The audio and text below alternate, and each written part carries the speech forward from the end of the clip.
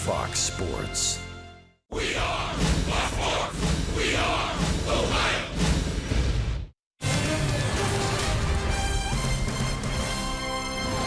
The sun is shining. It is a beautiful day for baseball at Great American Ballpark as the Mariners and the Reds close out a 3-game weekend set.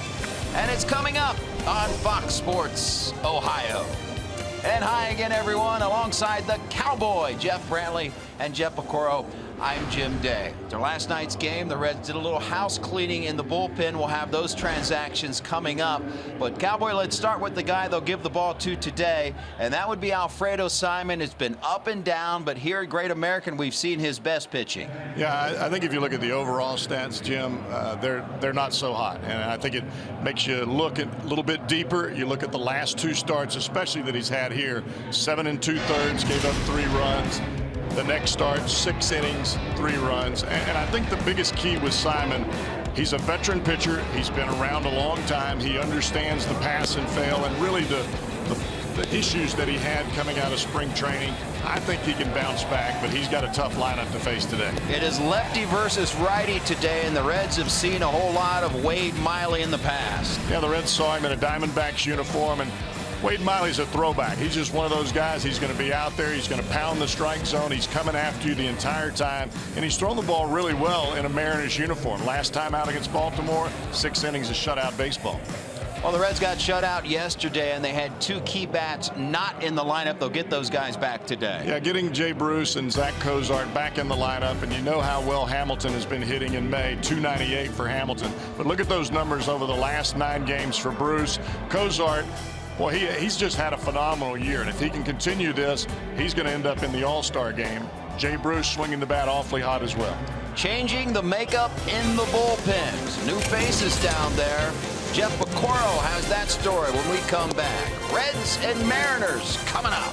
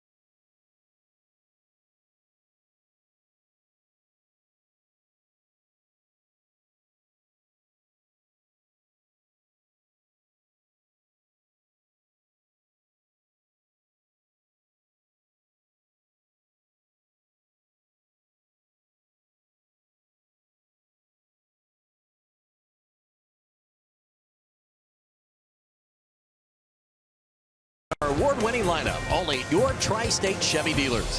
by Cincinnati USA Regional Tourism Network. Stay close to CincinnatiUSA.com. And by Skyline Chili. Feeling good? It's Skyline time. Meteorologist Brandon Orr here from Local 12. Man, we had all the clouds around yesterday. Maybe a few peaks of sunshine, a couple of raindrops, completely opposite for today. We're seeing lots of sunshine. Look at the temperatures, about 10 degrees warmer than what it was yesterday. Mid-70s is where we're headed to by the end of the game. Enjoy the game right here on Fox Sports Ohio. An absolute beautiful day for baseball here at Great American Ballpark. And as Jim Day said, it is a changing of the makeup of this bullpen. 3 are in and 3 are out. We told you about this late last night. Jumbo Diaz, Kivas Sampson optioned to Louisville. Steve Delabar designated for assignment up. Diane Diaz had a really nice spring in 9 games there to 386. A.J. Morris actually had a start, 9 strikeouts, 263 in the spring. And Josh Smith, you might remember him from last year. He actually pitched 9 times for the Reds in 8 starts this year in Louisville, 3-4 with a 3.86 earned run average. And DeSclafani transferred to the 60-day DL. Don't worry about that. It is procedural only. He is still on track to come back to the Reds in about 2 weeks. We should possibly see him in a Reds uniform. So a lot going on here at the ballpark. And coming up next, it is the final game of this 3-game series between your Reds and the Seattle Mariners. Simon against Miley. Jim Day and the Cowboy are back next to bring you all the play-by-play action after this.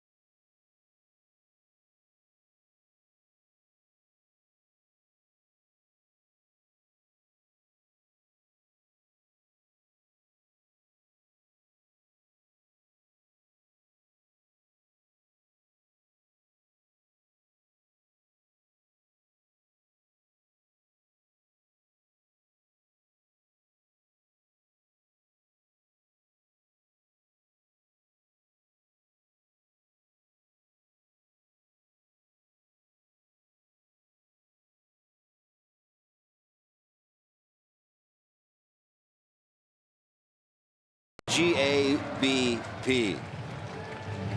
And Scott Servais, the first-year manager, here's the lineup he'll put out there today. He'll lead off with Leonis Martin today, replaces Ketel Marte, who was put on the disabled list this morning. Norichika Aoki gets the start today in left. 3, 4, and 5 are Cano, Cruz, and Seager. Adam Lynn will play first base today. Steve Clevenger getting his first start in the series. Sean O'Malley at shortstop, and Wade Miley on the hill. And the righty known as the Big Pasta takes the bump for Cincinnati. And Jeff Brantley, what are the keys for Simon for early success and to get deep into this game? I think the key for Simon at any point in time is his sinker. And if he's down in the zone, especially early, even with the big bats in this Mariners lineup, he can get a lot of ground balls and get hits that are not get swings that are not line drives. And I think the big key for Simon, everything comes off the fastball. If he's got that fastball down early, then the changeup and the breaking ball tends to follow with effectiveness. Let's check out our forward defensive lineup for Cincinnati. Duvall, Hamilton, Bruce around the outfield. Bruce, that sore knee, was scratched yesterday, back in there today. Infield of Suarez, Cozart on the left side. Cozart after an off day back in there. Phillips and Votto on the right side. Ramon Cabrera getting the start today. He'll hang the signs for Alfredo Simon. And there's Jay Bruce, banged into the wall with this left knee on Friday night, trying to run down a ball, but good enough to start today. So glad he could join us for Reds baseball here, as the Reds looking for a victory before heading out on a long road trip. The LA Dodgers will be waiting for the Reds in Los Angeles. Leonys Martin steps in. Simon delivering pitch number 1. It's a strike, and we are underway. Dan Bellino will call balls and strikes behind the plate. Adam Amari at first, crew chief Tom Hallion at second, and Tony Randazzo at third. 1-1 in the count to Leonys Martin. Martin 1 for 2 last night. Had a solo home run. And in this series 3 for 4. And even though he's hit in the 8th spot prior to today, that's pitching have walked him 4 times so far in this series. The drive to center, right at Hamilton for the first out of the game. That's the type of fastball that I'm talking about for Simon. It starts in the middle of the plate. By the time you get to it, it's on the outside corner, and you catch it off the end of the bat or on your hands. And here's Norichika Aoki, wearing a Mariners uniform now, and the Reds saw a bunch of him when he played for the Milwaukee Brewers.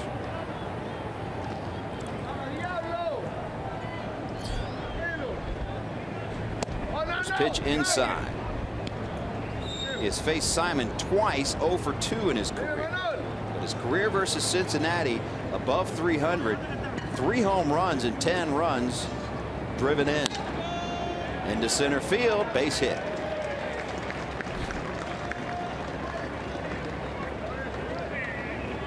So Aoki's your first base runner, and here's Robinson Cano. See where that pitch ended up on Fox Tracks. That's well off the outside corner. But that's where Aoki likes it. Got to cut the ball in on him, sink the ball in, and throw the ball at his hands. He is an awfully aggressive hitter. Robinson Cano off to one of the best starts in Major League Baseball, but the Reds, dare I say, they've kept him in check. Hopefully the law of averages in baseball don't catch up with the Reds today, but he is 0 for 6 in this series. Does have a walk, and Friday night was hit by a pitch twice. It's interesting to see how Service, the manager for the Mariners, changes up his lineup. Now he moves around the peripheral parts, but that heart of the order has stayed the same all 3 of these ball games. Yep. Cano, Cruz, and Kyle Seager. Cano, a .417 hitter in his career off of Simon, 5 for 12. Does have a home run and an RBI.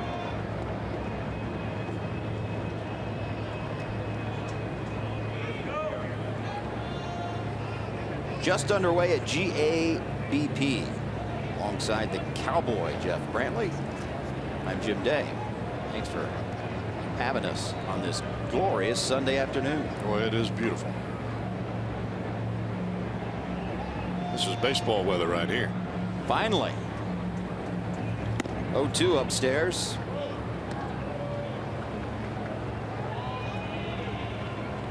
Like it might be one of those years where we kind of just skip over spring. It goes straight right into from summer. Winter right into summer.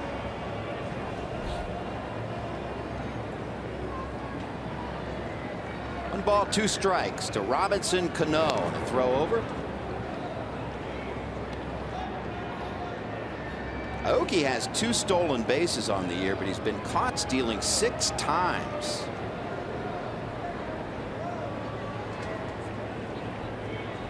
Pretty big lead out there. It's as if his brain says, I'm going to run, but his legs say, oh, no, you're not. You know, it's interesting watching Robinson Cano as Simon picks to first base. Cabrera setting up inside. As soon as the throw goes to first, the head of Cano drops down to see exactly where that catcher is setting up.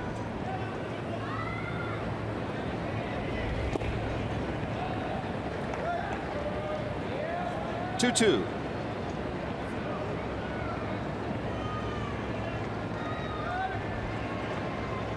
Most caught stealing in the American League, and Aoki's on top with Springer. Again, a pretty decent lead over there at first. 1 down here in the top of the first. There he goes. Nope, faked it right at Votto. Could be a double play ball here. Back to Simon, but Simon couldn't hold on. Tried the 3-6-1 double play there, but on the back end, Simon had trouble handling it. Perfect throw by Cozart as he came across the bag. Simon trying to find the bag and catch the ball at the same time, and that is an awfully difficult task. You can see him look down as he reached for the baseball. Fortunate to hit the glove at all. Really good throw by Votto to get Cozart on the right side of the base to deliver that throw, and a good throw, but as you said, Simon looking down, trying to find that base before he found the baseball. So now with 2 down and a runner still at first, it's Nelson Cruz. 278 hitter, 9 long balls, 28 runs driven in. Was 1 for 4 here last night, scored a run and drew a walk. That pitch right there, if you can get Cruz to chase it, you just continue to take it up. That high fastball with the way that he dips that back shoulder, he's trying to lift the ball, so the ball that's down and hard, he can crush it as we've seen. That ball up, you just continue to go up the ladder. 1-1 pitch outside, 2-1. That was a makeup a pitch right there by Simon. A little sidearm, half speed breaking ball.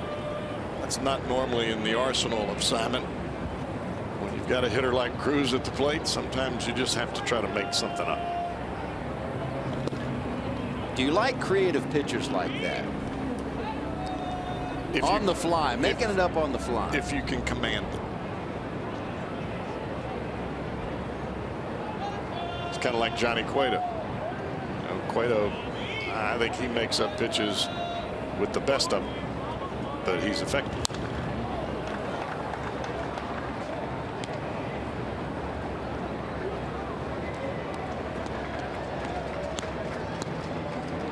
Run it full here, 3 balls, 2 strikes, and with 2 outs, Cano at first base will be on the run.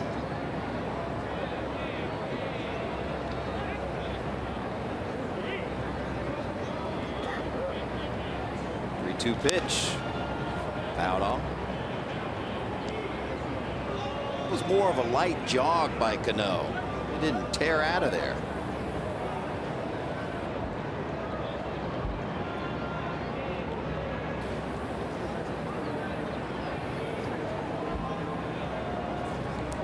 So we'll do the 3-2 again.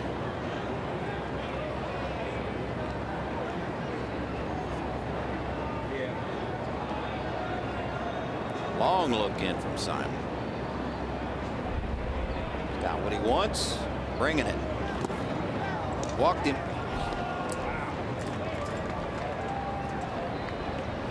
So a 2-out walk to Nelson Cruz. And runners on first and second with 2 down. I think it was pretty obvious as that at bat started that Simon was a little uncomfortable with pitch selection against Nelson Cruz.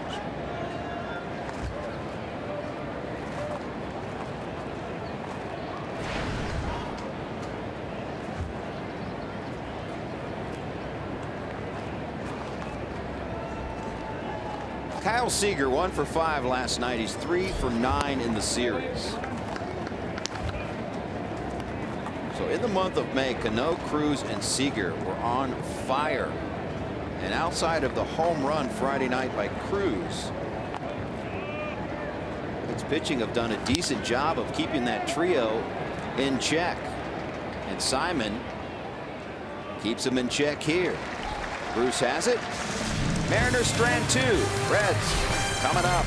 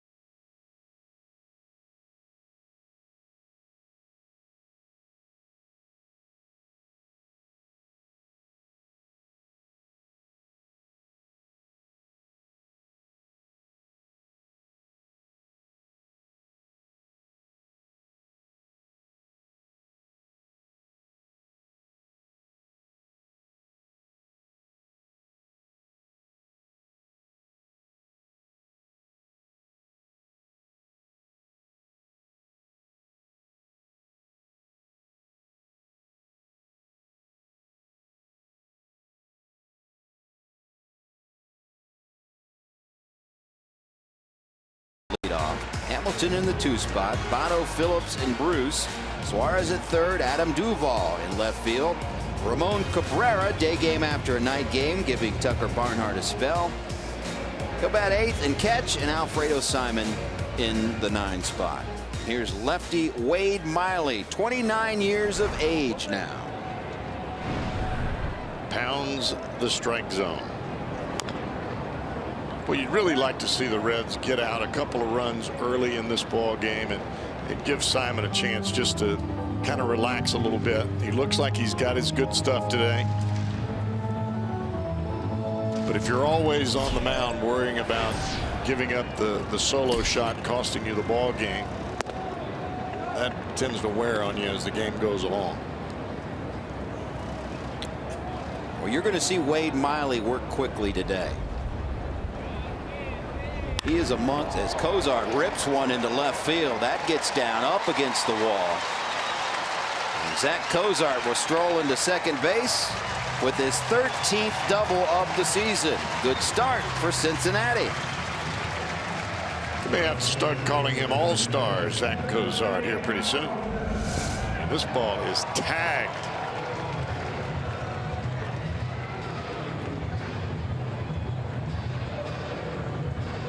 You know, it almost seems like every time Cozart comes to the plate, for the most part, now there's been some ups and downs, but it seems like he's seeing a beach ball or a volleyball coming up there. Well, you're talking about Zach Cozart, and Reds fans, get out and vote for him.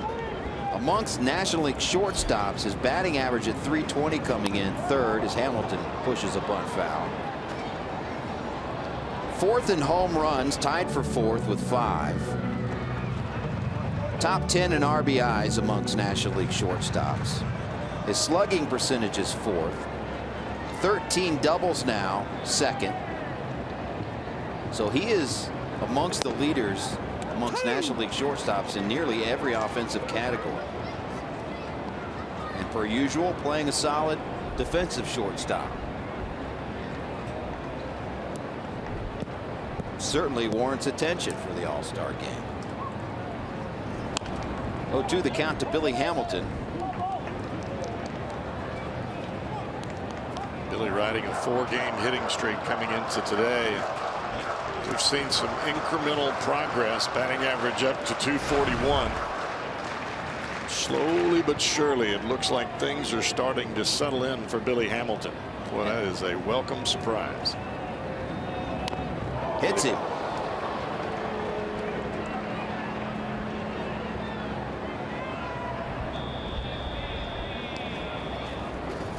And Miley, usually a strike thrower, and a lot of them.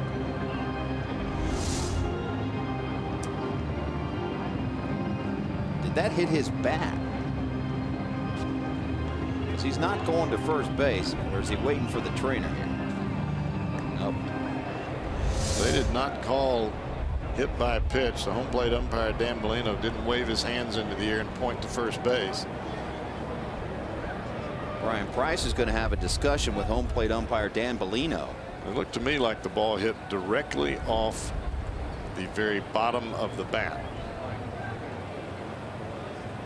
Because normally if the ball hits you, your hand comes off the ball, your hand comes off the bat quick, and you are shaking that hand. And foul ball was signaled by Bellino. yeah, And the way that that ball ricocheted, it looked like it caught at least a portion of that bat. I don't think he's going to be awarded first base. And normally when the trainer comes out, he's asking you to squeeze his hand, really looking at the bottom of the fingers. And even though that was a pretty good acting job by Hamilton, I don't think he's going to get the benefit of the doubt here. Price is back out again to talk to Bellino, and they might put the headsets on for this one. We'll see. Indeed they are.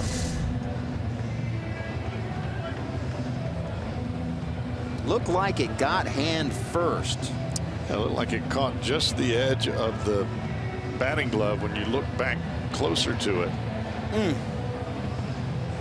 Either way, that hurts. So we'll see what New York says about it. But it did not appear that Hamilton was in pain, or that normally you just see a guy pull his hand off the bat and shaking it and grabbing it, dropping the bat to the ground, and Billy did not do that. He just kind of walked over towards the play ball area that's on the field towards the third base dugout. Well, the last thing in the world Billy Hamilton needs is another hand injury. No kidding. There's been battle after battle with both hands. I mean, even now Hamilton and third base coach Billy Hatcher looks like they're kind of laughing about it. Billy's probably telling him right now, look, that ball hits close to your hand, you got to do a better acting job than that. You got to sell it. Got to sell it. Exactly. Not quite the flop in an NBA game, but sell it.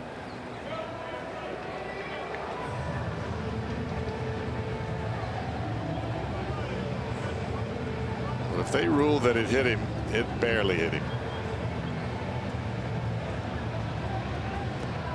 See what the call is here. It's going to put him on base. first. How about that? I guess he sold it enough, or Brian Price did. So a hit by pitch for Hamilton, and he'll join Cozart on the base pass. So first and second, nobody down. I don't know that you could draw it up any better. Your first two batters get aboard. You've got your three-hole hitter at the plate, and it's time for Joey Votto and Brandon Phillips to come to the RBI party. Minute 43 on that review, and the reviews have been longer this season, much to the angst of the commissioner.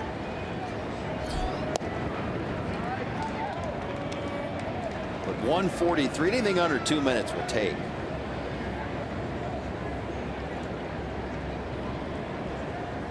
Joey Votto 2 for 3 in his career versus Miley.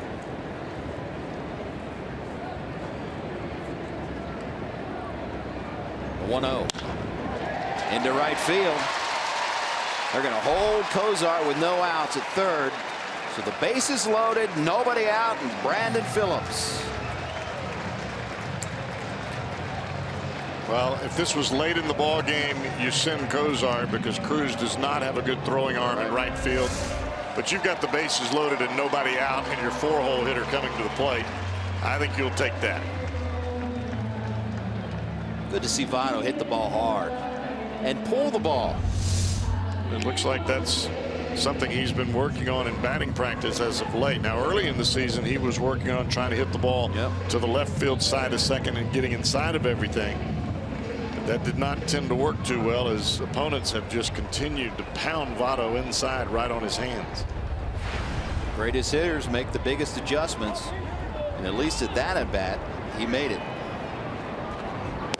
All right, Phillips, bases loaded here. And as you said, got to get him going. Just 1 for 18 on the homestand.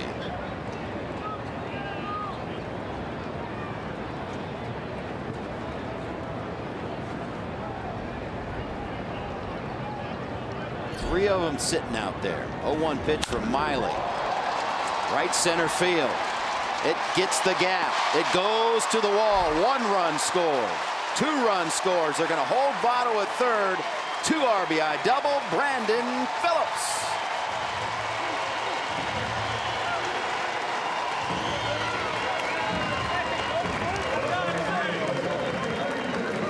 There you go, Cowboy. You invited him to the party and he showed up. That's what you got to have.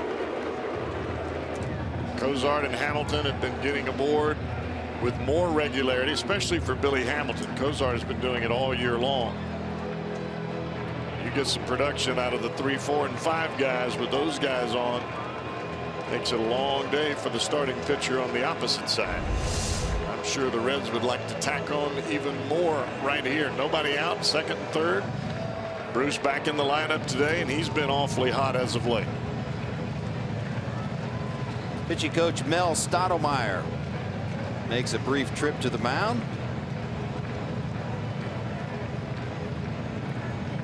Still nobody out. Crowd making a little noise. The Reds fans have just been starving for something to cheer about, and so far, something to cheer about today.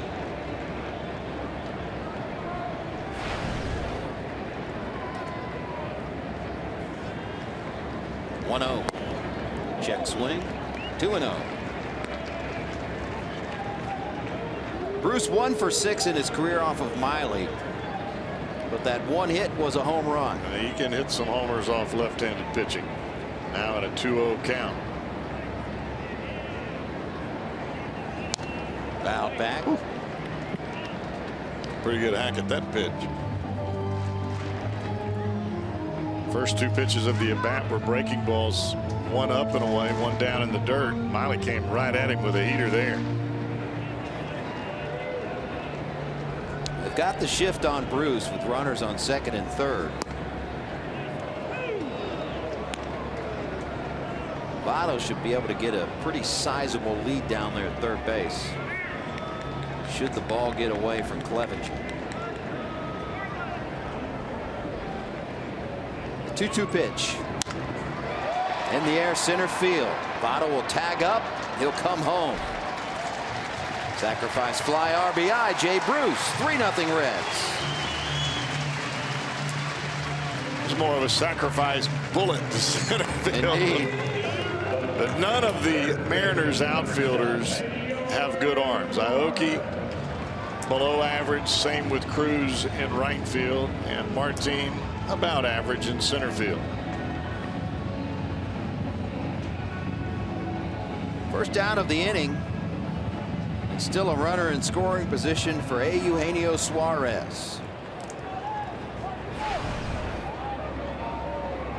Get a pitcher on the ropes, you want to keep him on the ropes. First pitch a called strike. 92-mile-per-hour fastball. 325 average with runners in scoring position so far this season. The guy they call Gino.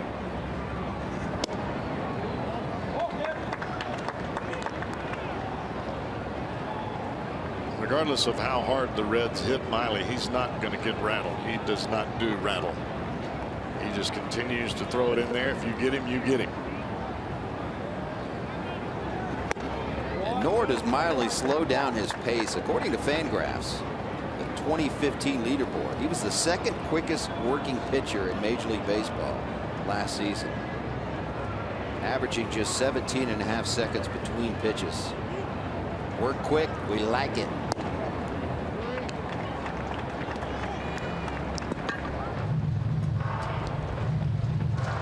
Although this time he's going to step off, gather some thoughts, as he's behind 3-1 to Suarez.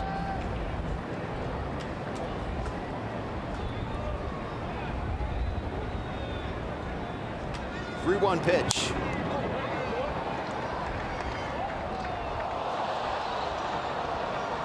Double by Cozart, a hit by pitch Hamilton, single Votto, 2 RBI double Phillips, sacrifice fly Jay Bruce, 3-0 Cincinnati.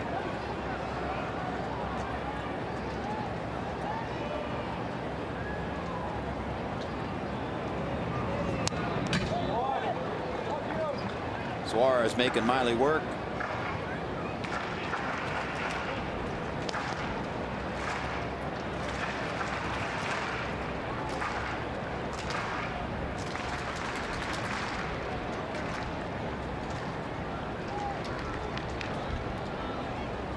Three balls, 2 strikes. Here he comes. Hard hit, but foul. Back-to-back 3-2 fastballs right in on the hands of Suarez. Fouled the first one back, and he covered that one.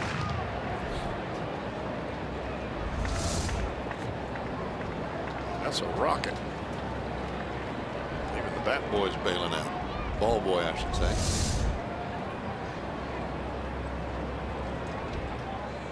Clevenger and Miley are going to talk it over with the runner at second base.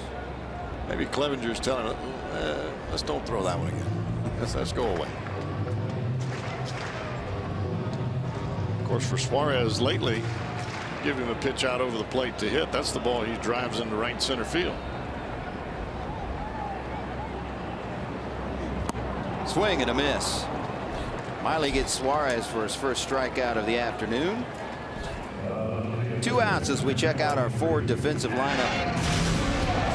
For the Mariners, Aoki in left, Martin in center, Cruz in right. Infield of Seager, O'Malley, Cano, and Lind. Clevenger, first start of the series, behind the plate. And the wily veteran, Wade Miley on the hit. With 2 outs, here's Adam Duvall. First pitch swinging out of play.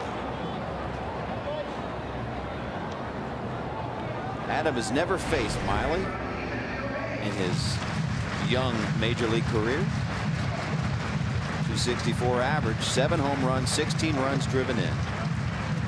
About those 12 doubles. I was just going to say, he, like Cozart, has been a doubles machine. Can't sleep on this guy, even hitting in the number 7 spot. Shoots it into right field, but Cruz is right there. If the Reds get 3 and lead early over the Mariners.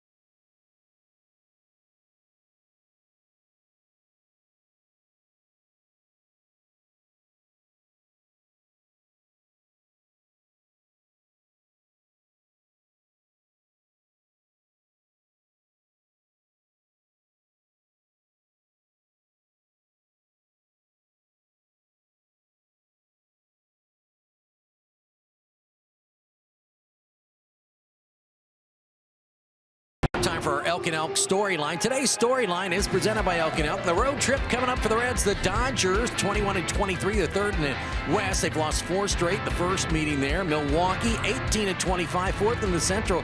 They're 3 games ahead of the Reds, and they are 2-2 against the Redlegs this year.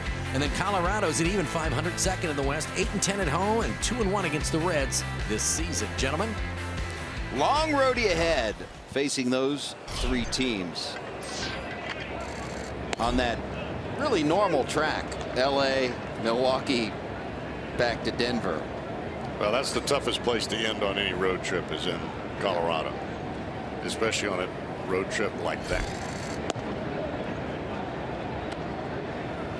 And the Rockies have been tough on the Reds out there in the Mile High City. 3 different time zones. Boys will have to come on with it.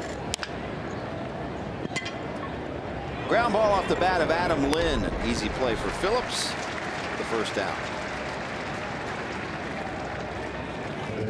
And standing in the way to start that road trip tomorrow night, Mr. Clayton Kershaw. Welcome to Los Angeles. Lefty versus lefty as Brandon Finnegan will go to the hill tomorrow night for the Reds. Steve Clevenger take his first cuts of the series. Just a 167 hitter as the backup catcher for the Mariners. Simon ahead 0-2.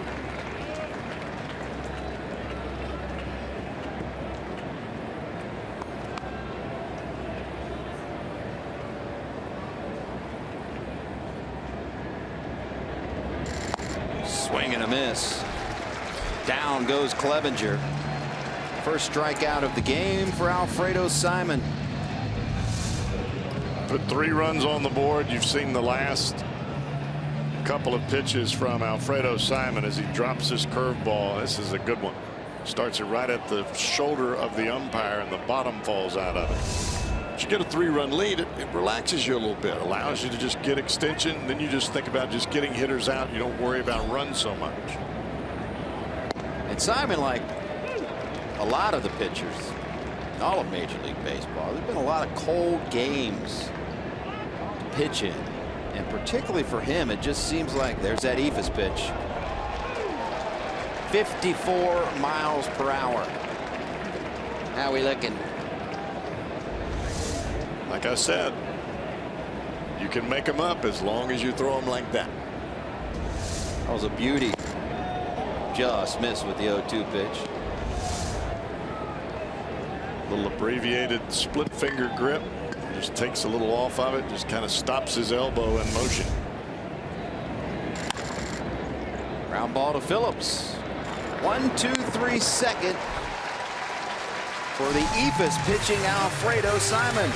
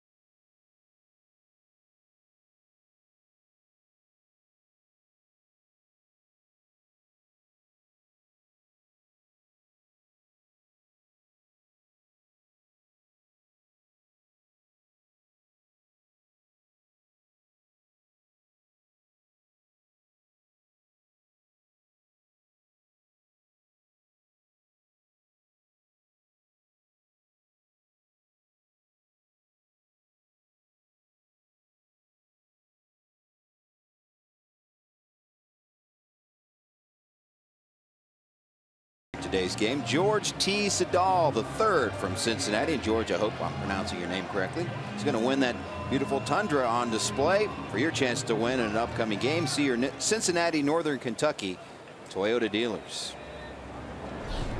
Ramon Cabrera lead off the second for Cincinnati. Switch hitting backup catcher for the Reds.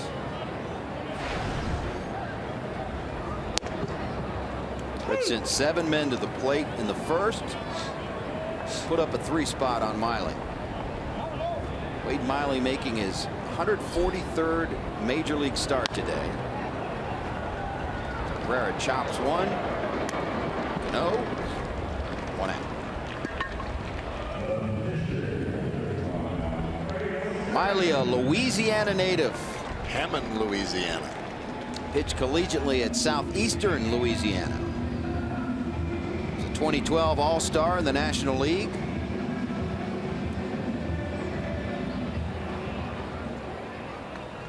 Back in 2008, he was a first-round selection as Simon. How about the big pasta? Hit that ball hard. So yesterday, previous to John Lamb's hit, only Brandon Finnegan had a hit for Reds pitchers. That was a headshot. You could see Miley go down to the ground. Right back at his hat. Now Finnegan, Lamb, and Simon have hits on the season. Back to the top of the order, Zach Cozart. Cozart doubled in the first and scored on Brandon Phillips' double.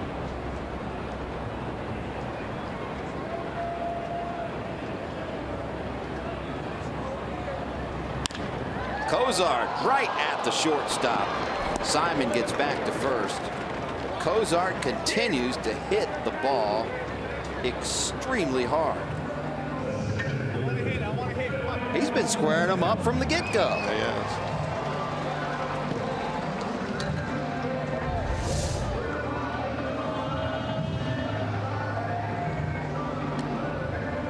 The ball actually had a little cut to it as it came back towards Cozart. 2 outs, Billy Hamilton. Billy, I'm sorry, Cowboy, go ahead. I think the thing you have to like about Cozart right now with his swing is not only is he pulling the ball with authority, as we've seen with the doubles, but he's hit the ball into right center field as well. Hamilton pops it up. O'Malley has it. Miley strands a runner for the Reds lead.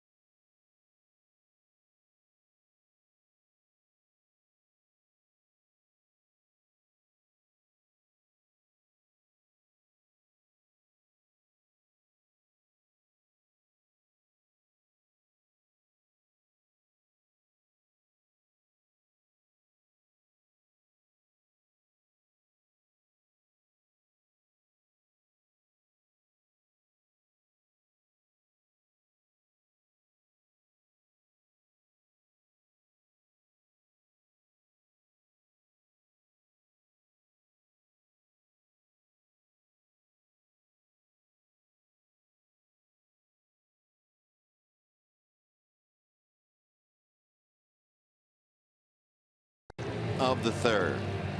Reds fans from the Connorsville Senior Center rode the Fan Express to Reds country today. Here at Great American Ballpark to root on the Reds. For more information on the Fan Express, go to reds.com/Fan Express. We would like to welcome them here. Boy, did they pick a good day to come. Yeah, you don't have to worry about parking. Nope. Got a nice shaded seat there. Show up, see the game, enjoy the ballpark. Drops you off right outside the then stadium. just walk back out. Way to go. Take off. In style.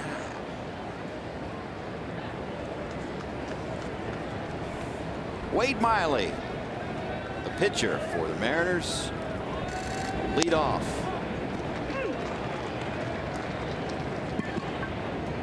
Sixth season, 147 average. Been some years with the Diamondbacks, so swung the bat many times.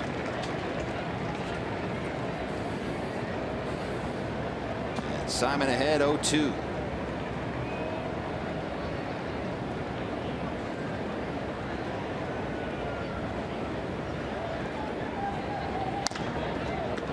Miley chops one fair down the left field line.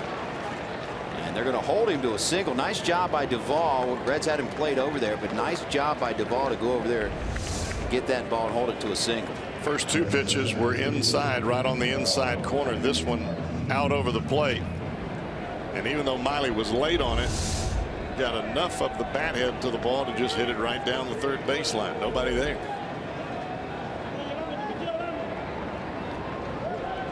It's back to the top of the order, and Leones Martin. Martin flew out to center to lead off this game. First pitch strike.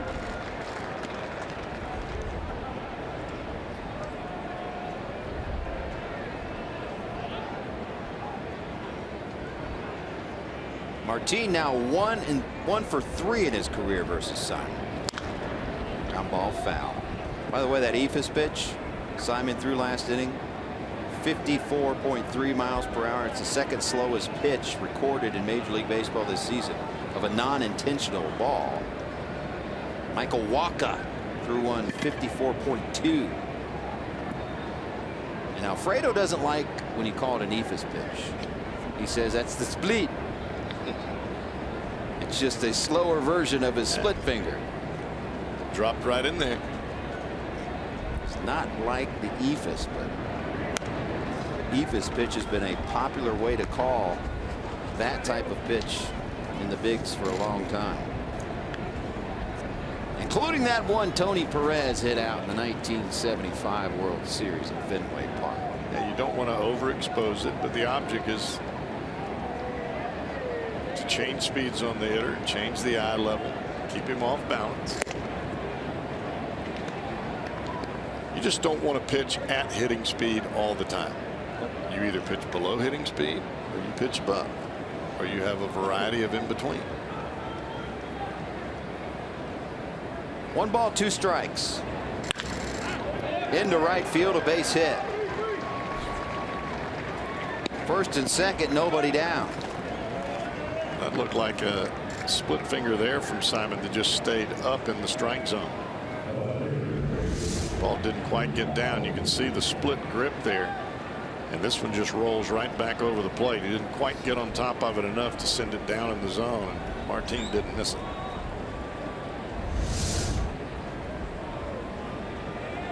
With 2 on and nobody down, Norichika Aoki singled back in the first. He rips it, but Votto gets it on to Kozar. Only plays at second, but a nice play by Joey down there at first.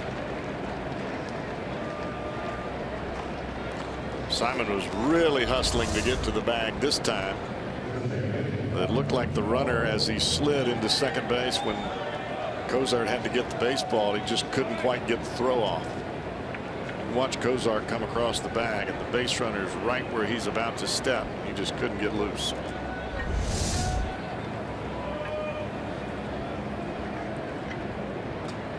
First and third now, 1 down, and Robinson Cano.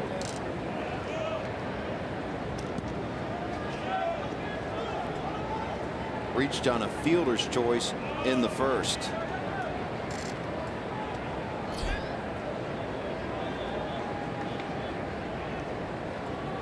First offering from Simon. There goes the runner from first. Foul back. Cano still seeking his first hit in this series. Aoki had a pretty good jump there.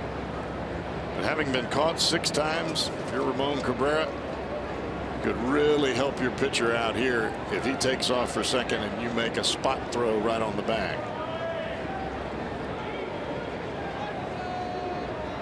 This is not the part of the Mariner order you want to wander through with runners on base. Pitch out, nothing doing.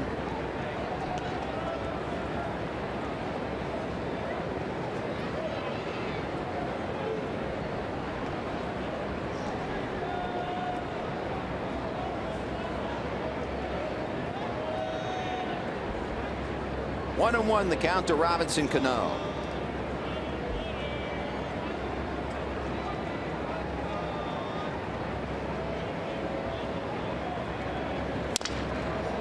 Ground ball just past Phillips, and there's that first hit of the series. And count an RBI with it as well. Mariners on the board. Hit that ball right off the end of the bat. The majority of the bat went out towards second base. This is that split finger again. This one has a little bit of downward action to it. You can see the bat just explode as he hits it off the end. But he put it right between Votto and past a diving Brandon Phillips.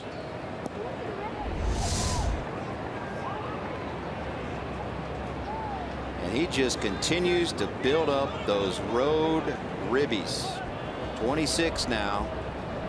Most in the American League. And look at Frazier. Off to a great start with the White Sox.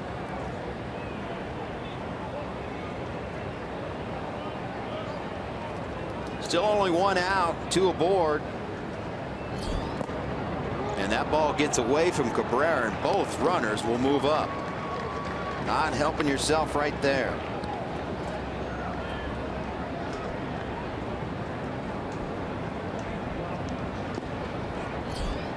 Wild pitch.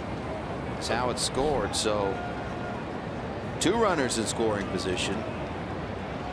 You look back to the initial batter of this inning and Wade Miley. You can see this fastball. He just it's supposed to be a cutter and he pulls it way off the plate. But that was a 0-2 pitch to Wade Miley that he hit down the third baseline. 1-0 to Cruz. Hit right at Phillips. This is going to bring in a run.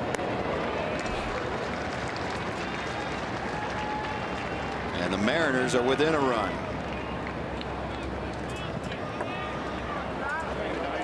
Aoki scores from third. Robinson Cano moves on to third. So still some work to be done. Well, that almost looked like Cruz was bound and determined just to shoot the ball to the right side on the ground and get the run home from third.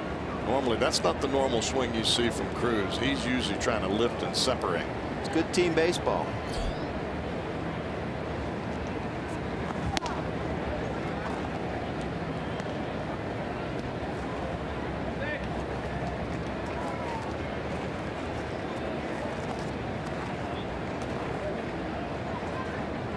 Kyle Seager 0 for 1 on the day. 1-0 pitch inside, 2-0.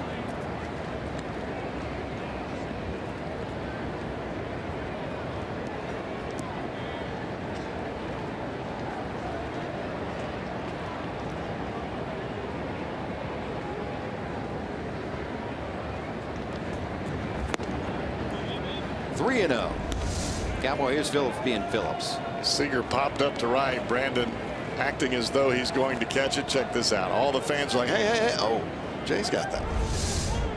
He does it all the time. He does. And it took a little while for Bruce to get used to that.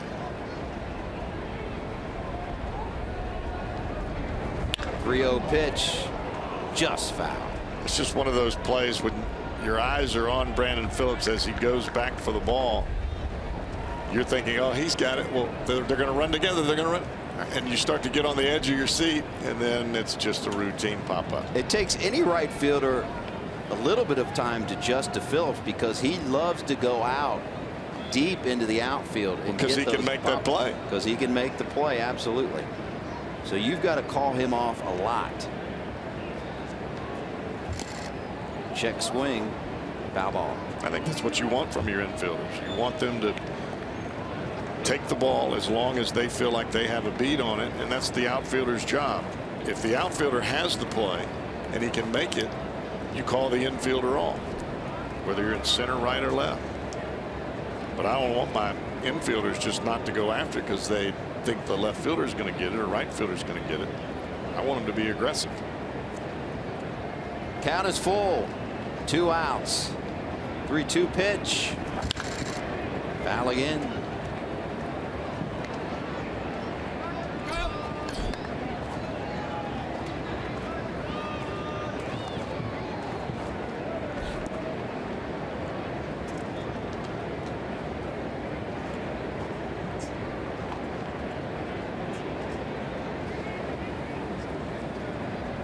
Simon with another long look in. And now brings it.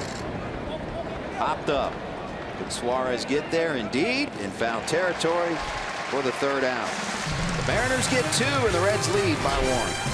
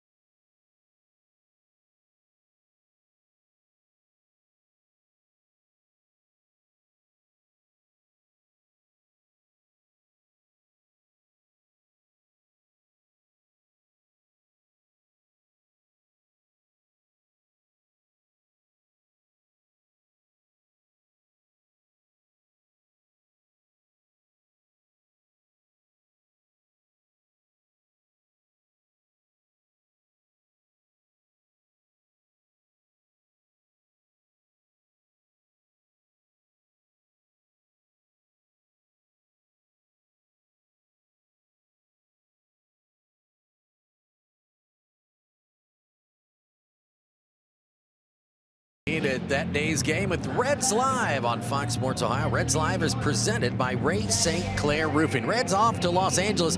Here's who you'll see in the pitching matchup. Finnegan and Kershaw, the Cy Young Award winner in Game 1. TBA for the Reds on Tuesday against Stripling. Kazmir and Straley on Wednesday. So it's going to be real interesting for your Redlegs, boys. They get Kershaw right out of the gate. On Tuesday night, though, Brian Price talked a little bit about it before the game pick. We might see another new face.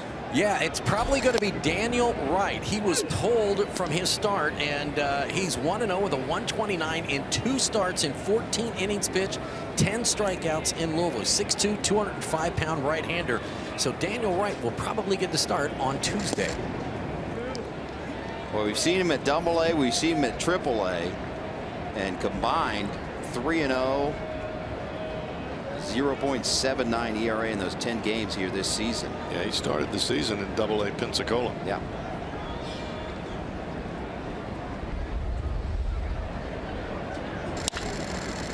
Ground ball right into the shift. Off the bat of Joey Votto. 1 out here in the Reds' 3rd. That's 6-3 on the put out. Daniel Wright's last start Monday. Complete game, 3-hit shutout.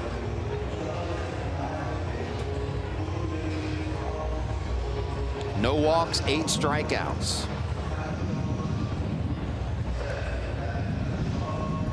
So, good a place as any. Dodger Stadium will bring some nerves. They talk about that extra level on the stadium. You got even one more level at Dodger Stadium. Got about 5 decks. But a good park to pitch in. Yes.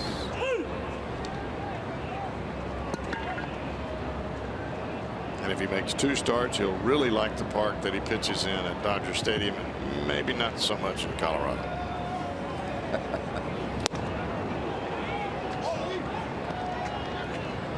Miley ahead of Brandon Phillips. No balls, 2 strikes. Phillips in the first, a 2 RBI double.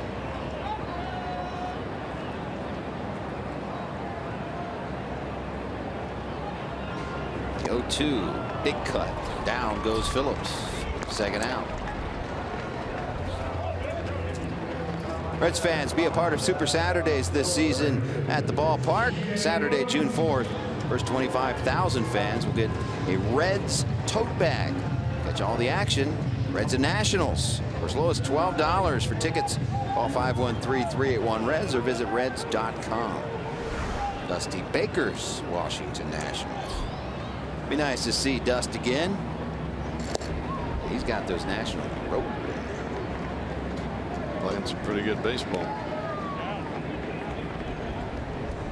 26-17 record. .605 winning percentage so far. Game and a half ahead of the defending National League champion New York Mets in the NL East. They can pitch a little bit. Just a little bit. Just a little bit.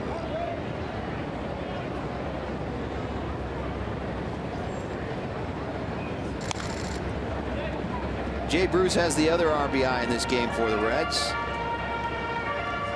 A sacked bullet, as Cowboy says on this instance.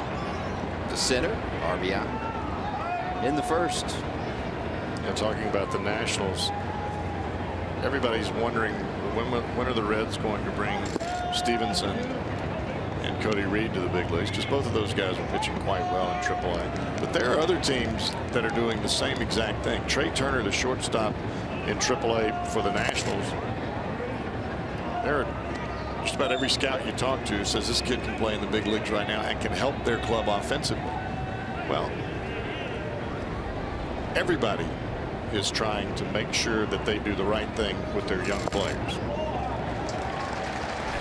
2-out walk for Jay Bruce. First walk of the afternoon given up by Wade Miley. And you not only worry about the young players' development, when is the right time to bring them up, when's the right situation, but when you're in a market like the Reds are in,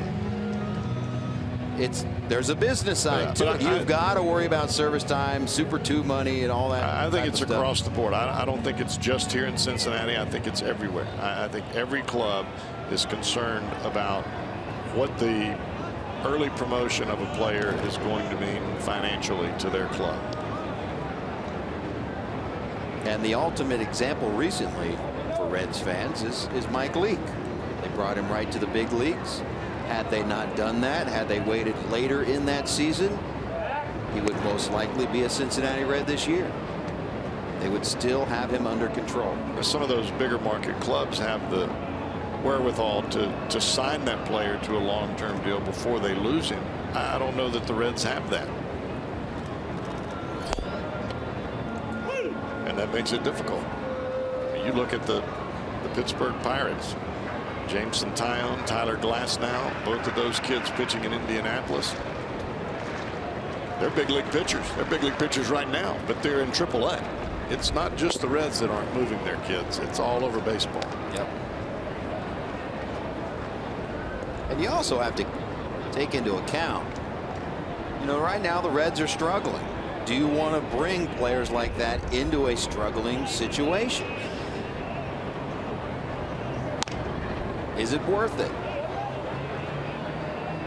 Well, I think the the thought process is when you bring a kid that you expect to be a star, as in Stevenson or Peraza or Cody Reed or Jesse Winker, you want to bring them to the big leagues to stay. You don't want to bring them up here and send them back down as the Reds had to do earlier with Stevenson. Suarez went chasing. Slams down the bat. Reds lead 3-2.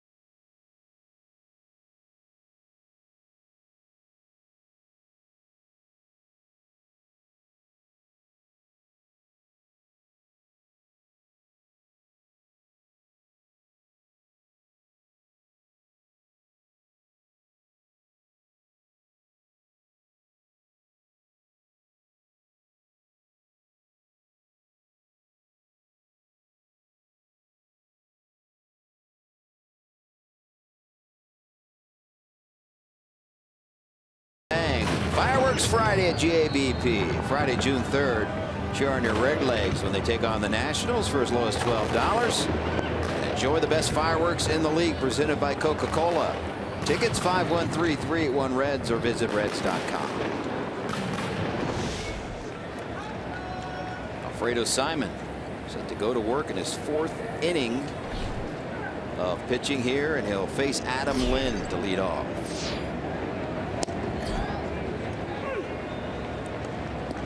You know, you see all the sunshine the way it is today, the boats all along the river. You know what that means for me? It's ice cream time. UDF ice cream time. Suarez calls off Cabrera in a basket catch in foul territory. Boy, how far did Suarez have to come for that baseball?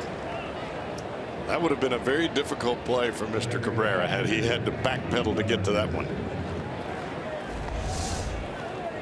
Came a long way. You see him way over towards the shortstop hole. Full speed sprint. Look where this ball ends up, and Cabrera is standing probably a good 10 feet towards the dugout. I'm not sure that Cabrera would have gotten that ball. Don't know if our crowd mics picked it up, but Suarez was screaming, I got it very early. Really helped out his catcher right there. Steve Clevenger struck out in the 2nd.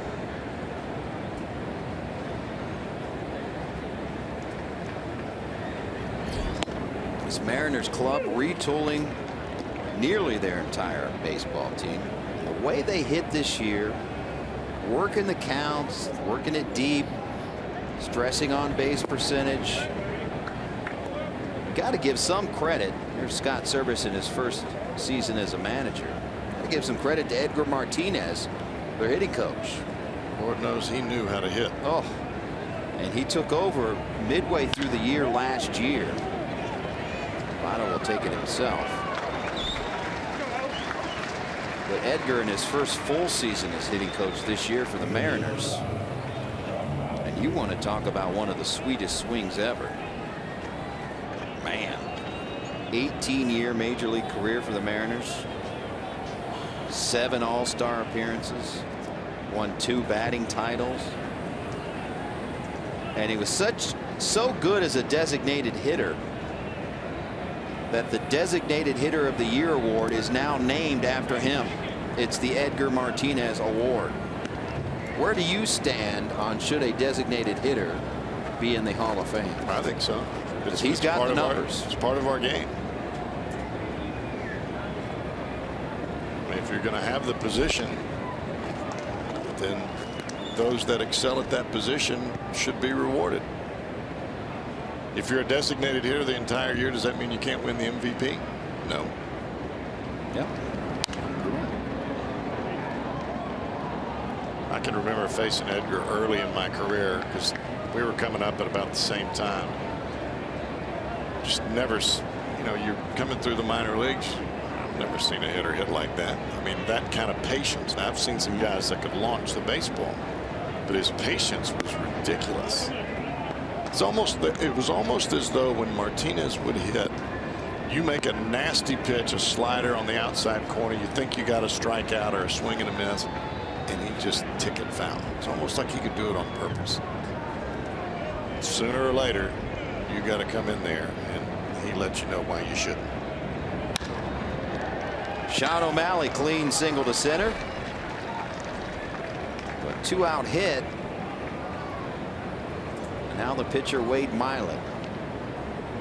I think the other part is we see Seager hit this one, or Miley hit this one back up the middle. The other part that Edgar brings is just a positive focus on what you're doing at the plate. And I think for any coach at the big league level, you're trying to teach confidence. You're trying to help your players learn to relax and still have that fight and adrenaline in them as they play. And that's a tough balance. I mean, to try to teach a kid to relax mentally and still be there adrenaline-wise physically, that's a very difficult balance. How much does it mean to a major league player, and we've heard this so many times, of a guy that is now a coach that has been there, done that, as opposed to a guy that never played in the major leagues?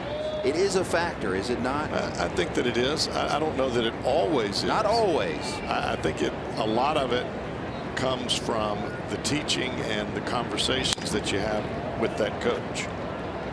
Cozart, close play at second base. O'Malley's a hustler now. Indeed, hustling all the way, but the Reds get the 6-4 put out, and the score remains 3-2.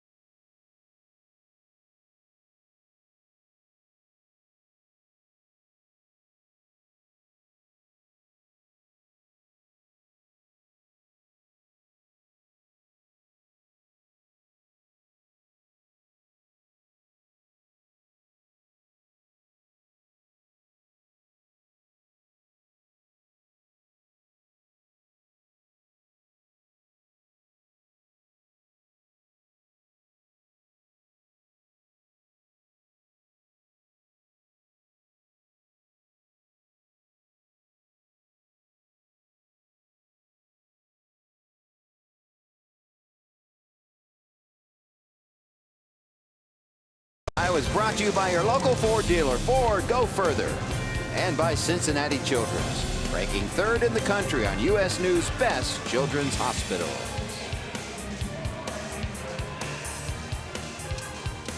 Clouds have rolled in a little bit, but still a gorgeous day.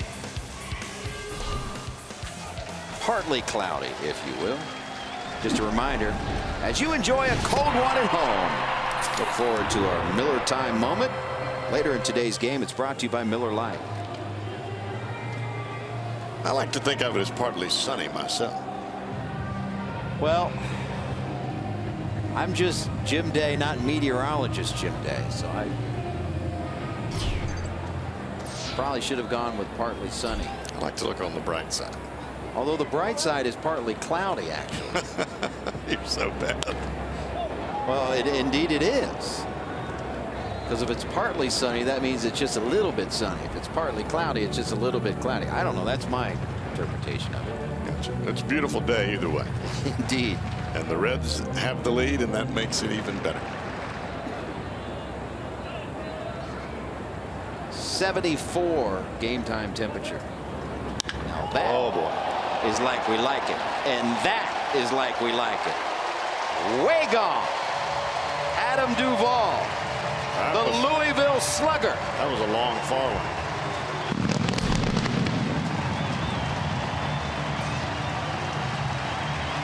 Home run number 8.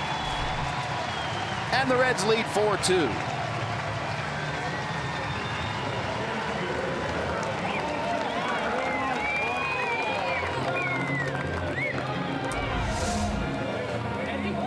Tried to get that fastball in on Duvall, and Miley actually gets it in there.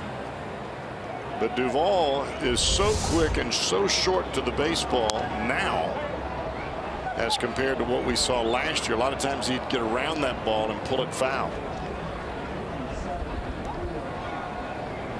How about 457 feet on that bomb? That ball was crushed. Cabrera, hard hit ball to center field and a single.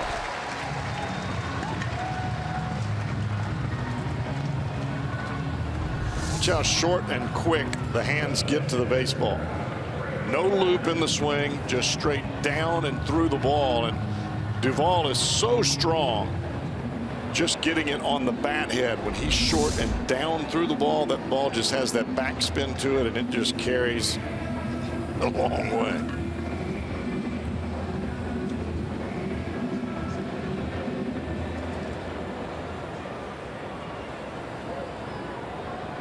Now Alfredo Simon, who singled back in the second, but will most certainly be squaring around a bunt here.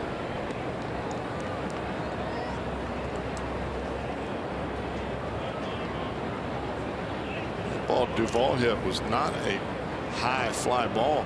It was just a line drive bullet.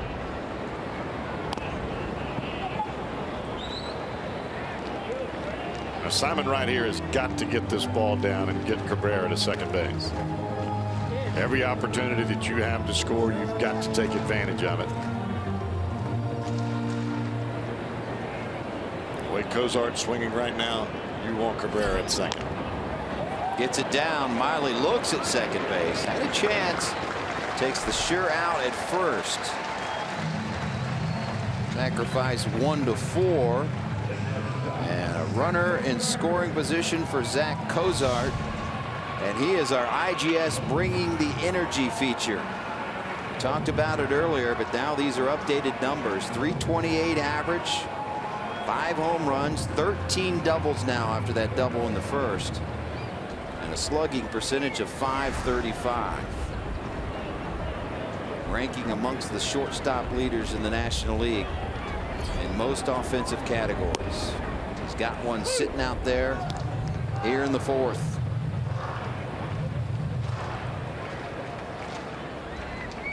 Reds 3 in the first, now 1 here in the fourth.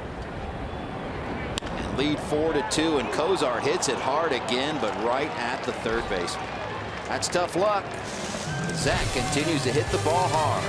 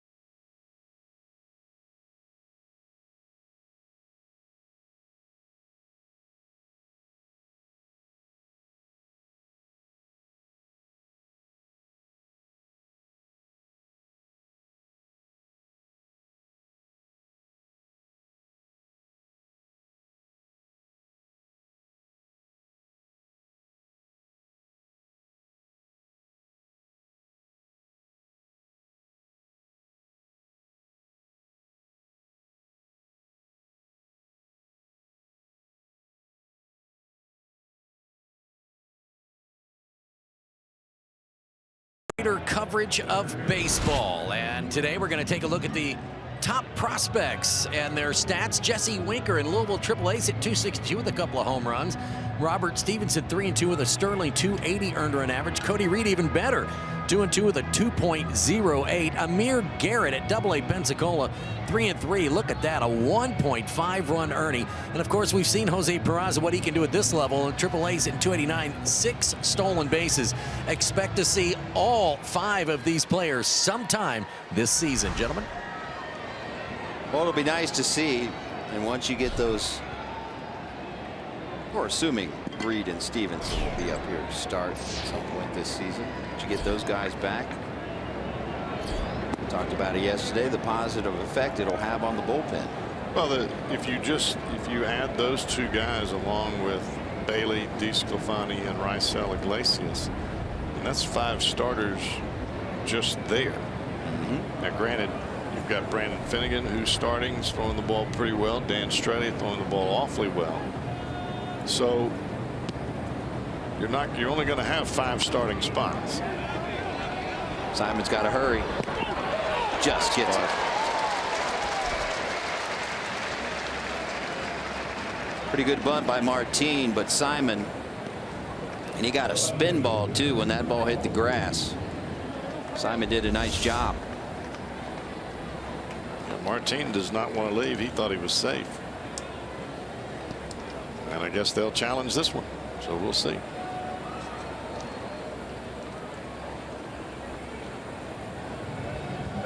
Second time that the umpires. Oh, he's safe. Yeah. He is going to be safe.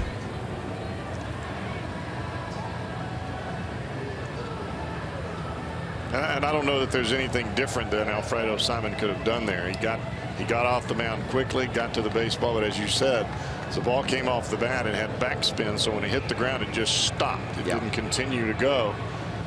And so Simon had to change his angle, and you're throwing right into the runner's back. This one better be a quick replay here, because this one's obvious. He is indeed safe.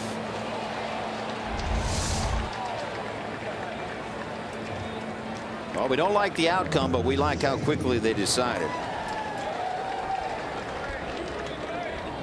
Ready to bunt hit for Martin.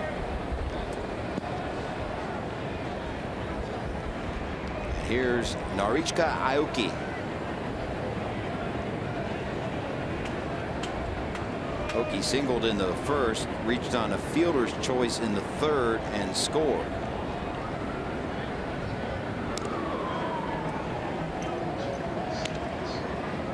"40 seconds on that review. If they could only all be like that. Although it's a tough job. Last year I sat in that chair. Chris Welsh and I went to MLB headquarters. And they sat us in the chair and they actually gave us a situation from one of the games. Like, this is how it happens.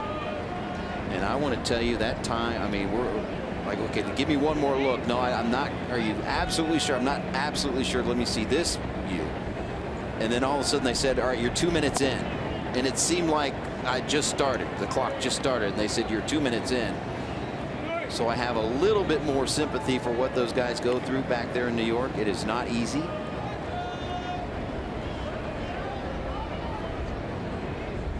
But then again, on a play like that, it was obvious.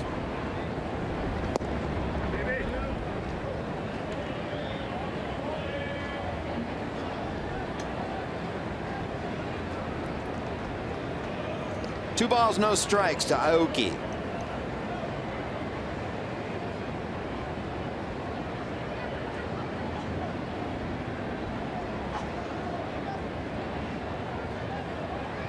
Long look over at first. Here comes Simon.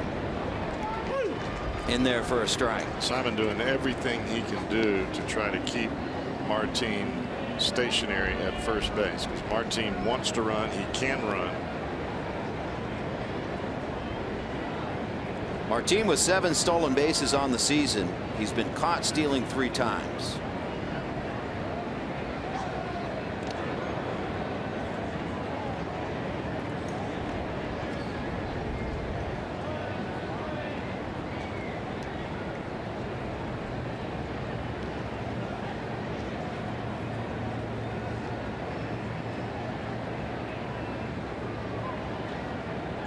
Simon trying to protect a 4-2 lead. And the 2-1 pitch. Ground ball over Joey Votto, off his glove, and the runner will move on to third base. Not much you can do about that. Sinking fastball, and Aoki just beats it right into the ground. I guess if you're a giraffe, you can catch that one, but otherwise.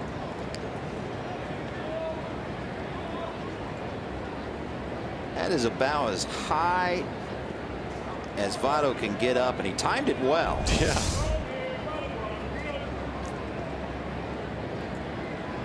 Robinson Cano steps in. Jeff Piecoro, you have more? Yeah, guys, notice the bat he's using now is a black bat. His first couple at bats, he was using a brown Marucci. So he broke that bat, and of course it has to get authenticated. So, you know, when a guy's going good, maybe one of his other teammates says, hey, man, can I borrow your bat? So Robinson Cano comes up to bat. He breaks his bat.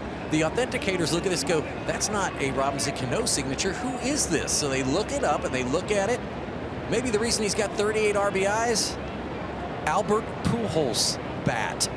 So, Jeff, you've heard of people maybe letting you borrow your glove or bat, but never another team, do you? I would not think so. Wonder how the Angels feel about that, although the Angels took care of business recently against the Mariners.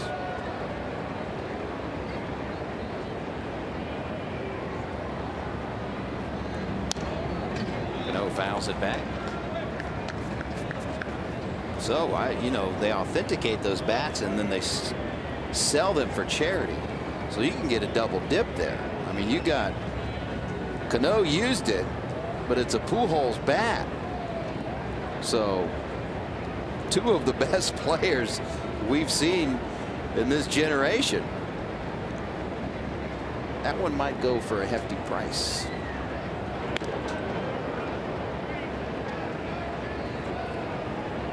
Once you're at this level, everything is about confidence and feel good. If you're Robinson Cano and you think that bat is going to help you, you use it. Because thinking it's going to work and that positive vibe, that's 90% of the battle. Well, the way Cano's been going, outside of maybe these 3 games here, he's gotten 1 hit that came today. He could go up there with a broomstick. Yeah. He's been that good.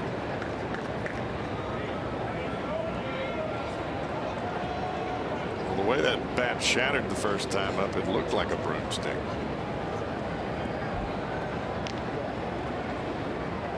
Simon ahead, no balls, 2 strikes. 2 men on, nobody down. This is a big sequence in this game right here. Cano at the plate. Cruz standing on deck. Reds clinging to a 2-run lead.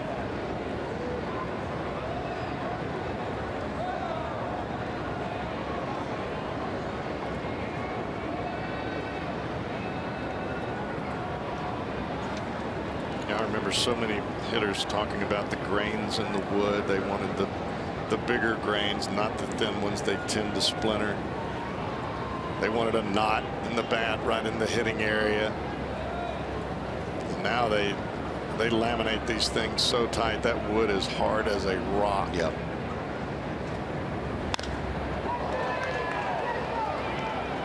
In the air, right center. Plenty deep enough to get the runner in from third. And it's a 1-run game.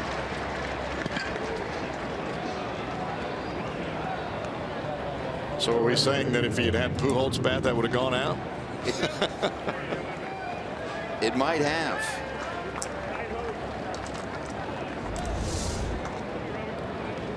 Got that one right in on the hands of Cano. You could see him bring in his hands. His elbows were almost in his rib cage as he spun to hit that ball. All hips, couldn't really get any extension, but he got enough of the good part of the bat on the ball to get it deep into right center field. So Cano has now 2 of the 3 runs driven in for Seattle today. Aoki's still down there at first base. 1 out. Cruz owns the other RBI for the Mariners. It was an RBI ground out in the 3rd.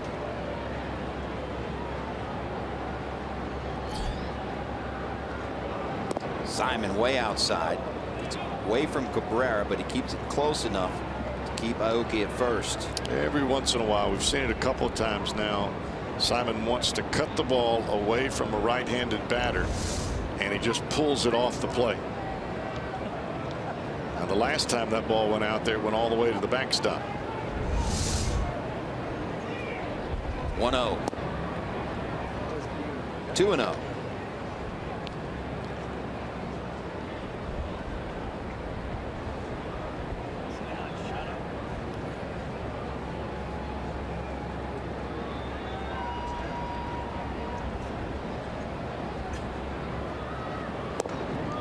Outside, 3-0.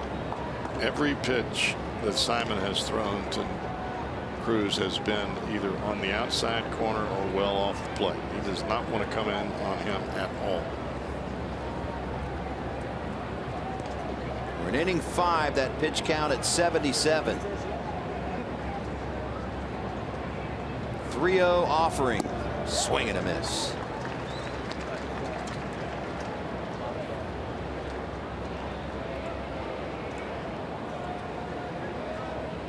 A guy like Nelson Cruz on a 3-0 pitch, if you get a cookie, you want to be able to do some damage with it.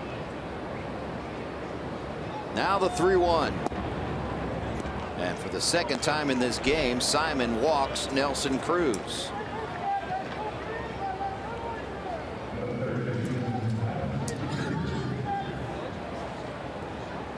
Make Great American Ballpark your family day destination on Sunday, June 5th. Take advantage and save with the Family Sunday ticket offer. Live mascot races, face painters, games, and more. It's thanks to Queen City Sausage. Everyone 14 and younger will receive a Zach Cozart Fathead. 513-381-REDS for tickets or log on to Reds.com.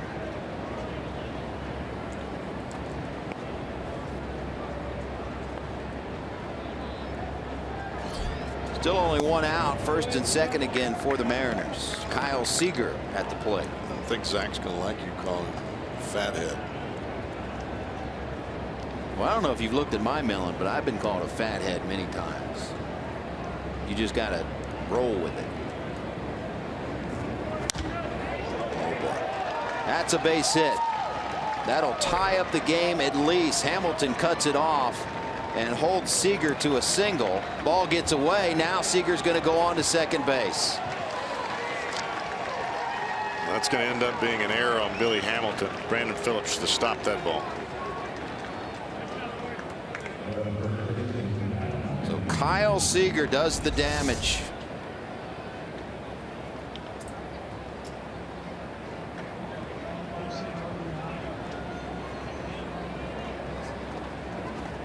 Scored a base hit and an RBI for Seager and an E8 to move the runner to second base. And now Mark Riggins wants to have a chat with Simon. That's one of those plays as a second baseman. There's going to be no play at second. All you got to do is just smother the ball and keep it in front of you. And Brandon tried to glove it one-handed. It kicked off the glove and ends up getting away from him. Watch the throw in from Hamilton. And Brandon just steps to the side. You can see that. That's a play that you just got to keep the ball in front of you. You knock it down. There's no play at second base at all. But the last thing you want is for the ball to get by you, as it did there.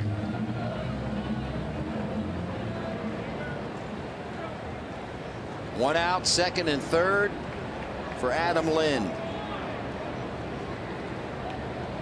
And a big shift employed on Lind by the Reds defense.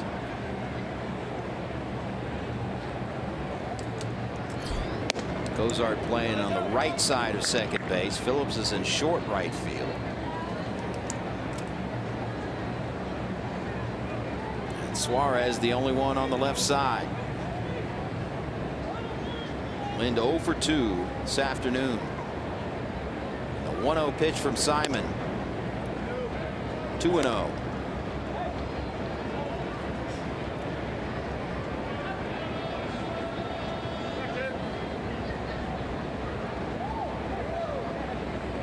Now they're just going to go ahead and walk Lind.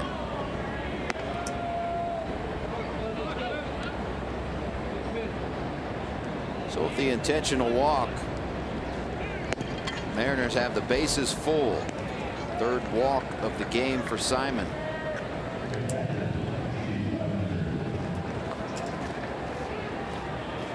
And they'll try their luck with Steve Clevenger, the catcher. Well, now you're really banking on either a ground ball double play, maybe a pop-up in the infield, or a big strikeout here from Simon.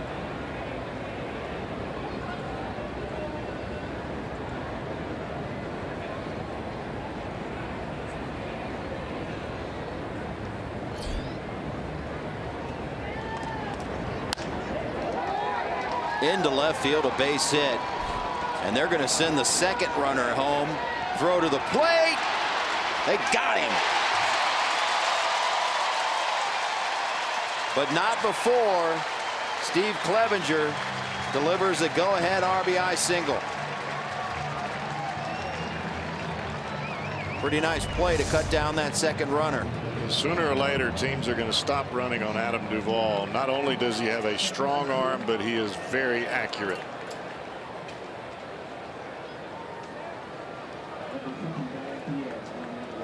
Seven to 2 on that play at home plate. I thought Cabrera did a phenomenal job diving backwards with his body and blocking the plate, as the base runner was trying to get that left hand in there as he slid back towards the third base dugout and then tried to reach out with the left hand, and Cabrera having none of that.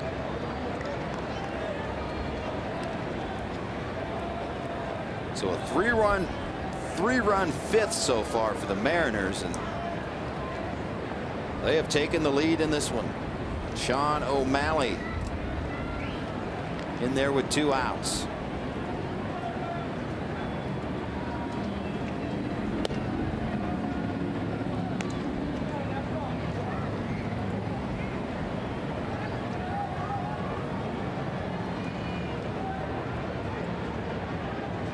One pitch.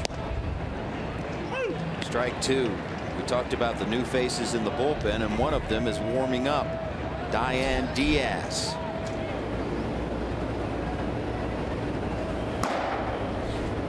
With Simon about to throw pitch number 90.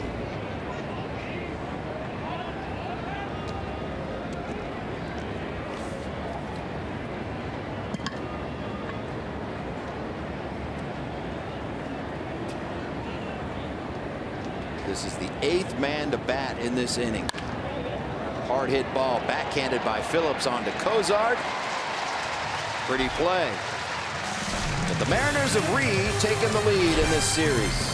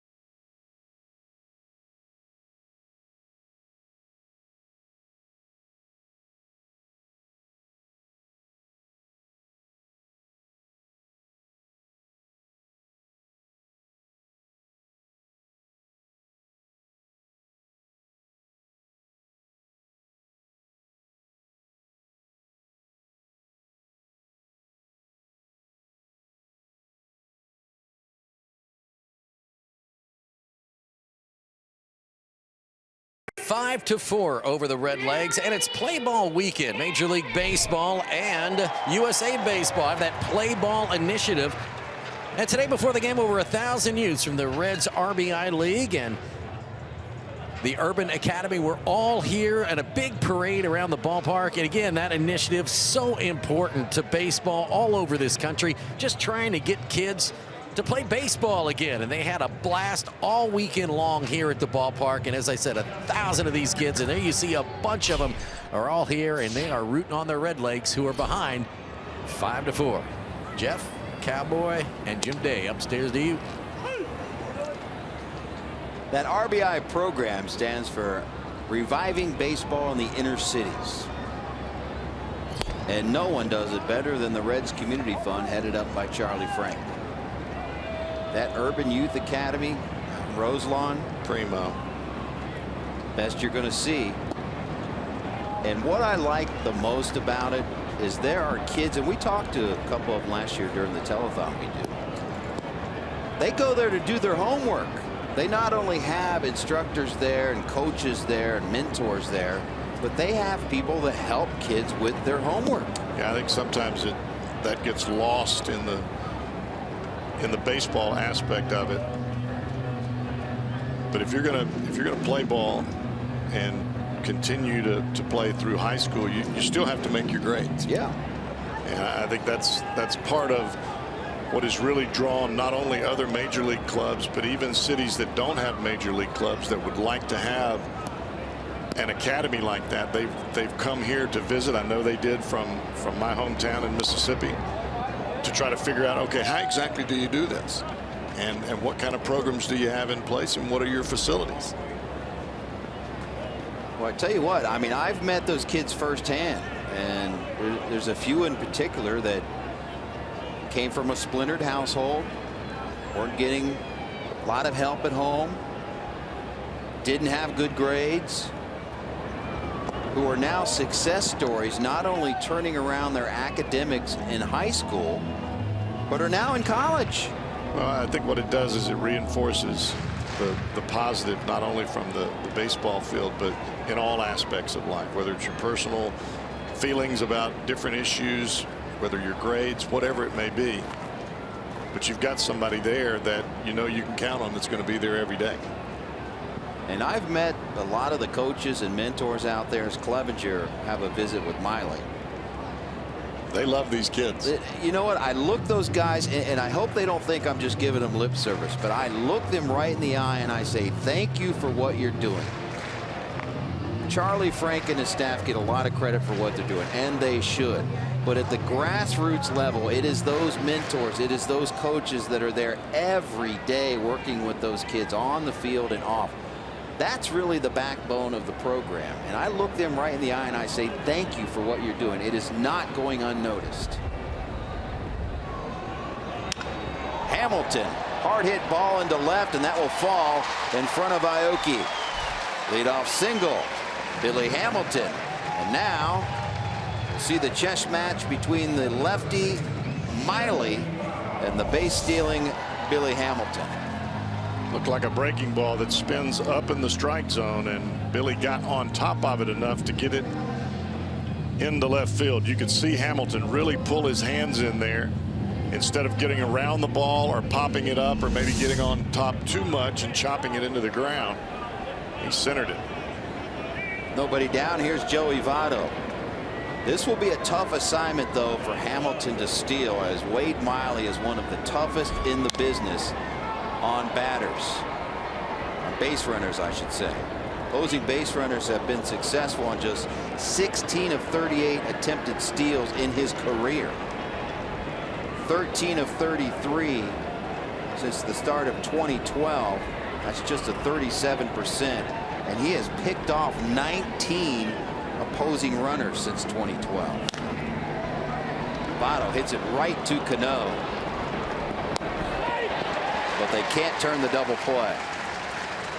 Had him played perfectly. Well, O'Malley had to back up to go to second base, and even though the throw from Cano was right on the money, O'Malley wasn't sure where he was at when he caught the ball. He had to back step to the bag, and by that point in time, Votto had already beaten it out.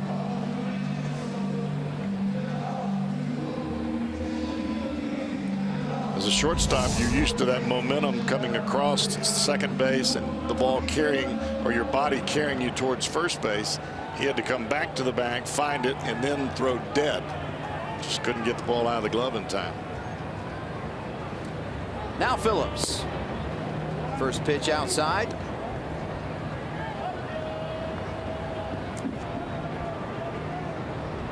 Average sitting at 253. It's taken a dip of late. Maybe that 2 RBI double in the first is the sign of better things to come for BP.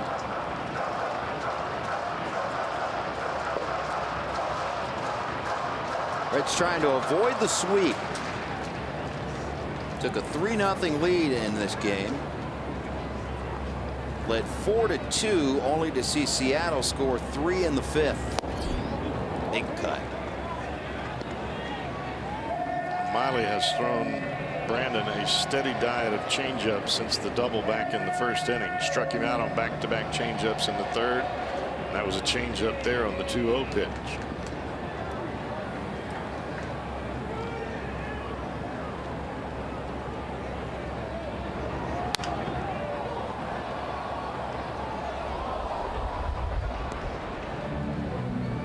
.72 pitches now for Miley, and he's been Mr. Durable. One of 4 lefties, just 13 pitchers overall, who have made at least 32 starts in each of his last 3 seasons.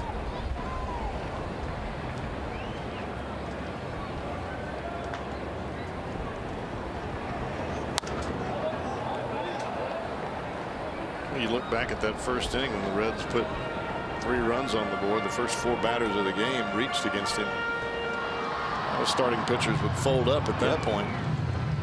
Just continued to throw strikes. You really could not tell by his demeanor on the mound whether he was winning or losing at that point. He just kept firing. That ball gets through. They're going to call Phillips out, but the runner does advance to second base.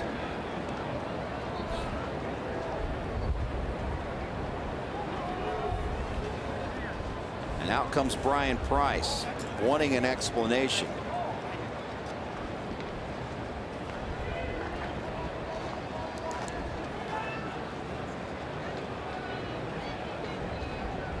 Wondering what Brian is asking there. You strike out with a runner at first base, even if the catcher misses it, you're out. You can't go to first unless the first base is open. Right.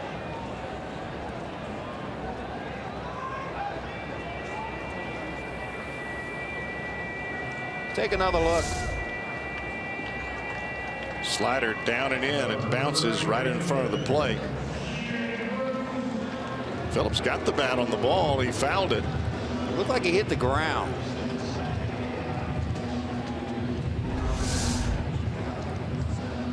Maybe that's what Price was asking, whether or not he got a piece of the ball after it hit the dirt. His bat looked like it hit the ground. But we play on to a strikeout and a wild pitch. Votto's at second with 2 outs, and Jay Bruce.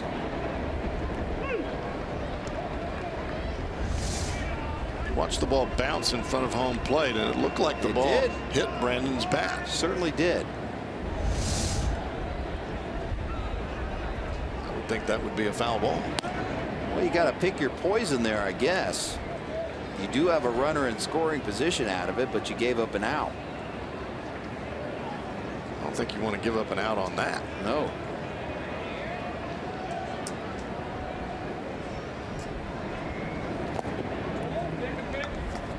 Four strikeouts now from Miley.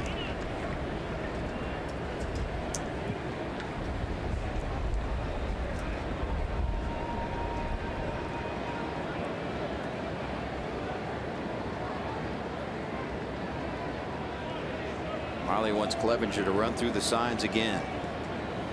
Runner on second base. Those signs get a little dicey. Now they want to talk it over. And the reason they get dicey with a runner at second is you don't use just one sign with a runner at second. You're trying to use a series of signs.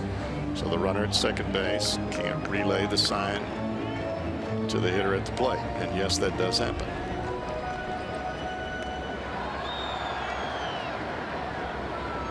Two balls, one strike. Jay Bruce. Fly ball center. Hit pretty well. On the track, Martin has it. And the Reds strand a runner. Mariners up by 1.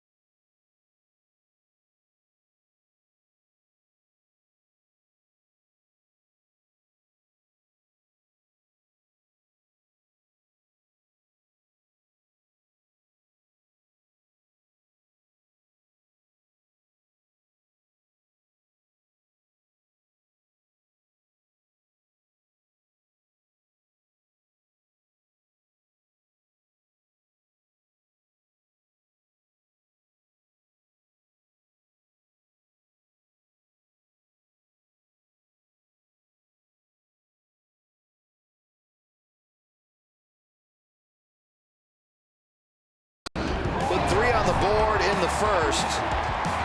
2 RBI double Brandon Phillips. Jay Bruce had a sacrifice fly RBI to follow. And Adam Duvall, the Louisville Slugger, belts out his 8th home run of the season, a solo shot. But the Mariners scored 3 in the 5th. Seager, RBI single. Clevenger, RBI single. The Mariners have come back to lead this one 5-4.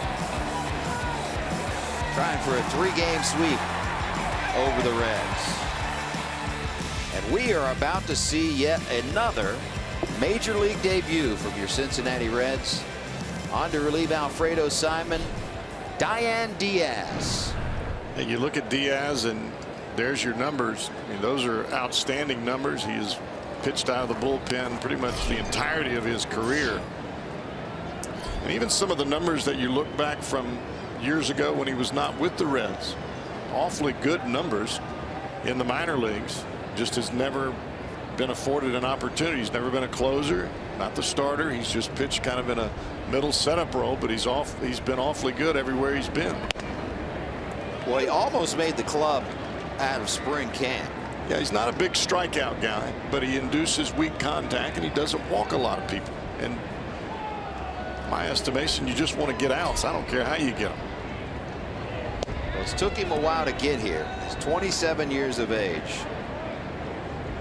And those numbers, if you're below 2, I don't care what level you're pitching at. Yeah, I mean, the combination of numbers, they are what they are. I don't care if you strike them out or if you get ground balls or they pop you up. They're not centering up the baseball. That's the one thing. 5'10", 195 is what they list him at. He's from Colombia. And in spring training, he would spend some time with Jumbo Diaz. So it would be dueling Diaz's. And there were some shots we had of them throwing right next to each other, so it was double Diaz, and they started calling him Jumbito. Because Jumbo, obviously big fella, and Diane not so much, so they nicknamed him Jumbito. wearing number 50. He may look cool as a cucumber out there right now, but you can bet your bottom dollar that heart's beating about as fast as it can beat. First major league appearance. And what looks to be his first major league out recorded.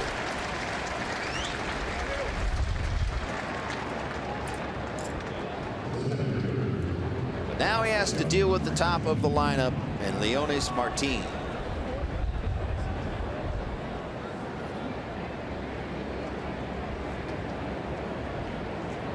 We've seen a lot of rookie pitchers over the last 2 seasons for the Reds. Now, albeit most of them in starting roles. DeSclafani, Lorenzen, Iglesias, Sampson, Lamb, Holmberg, Smith, Finnegan, Moscot, Villarreal. 2015 rookies.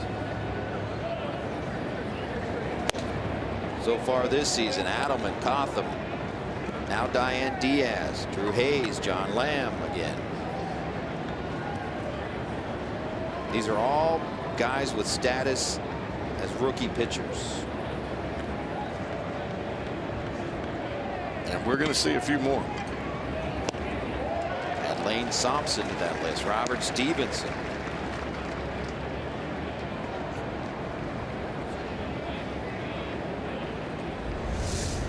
Good breaking ball here. He starts it inside, and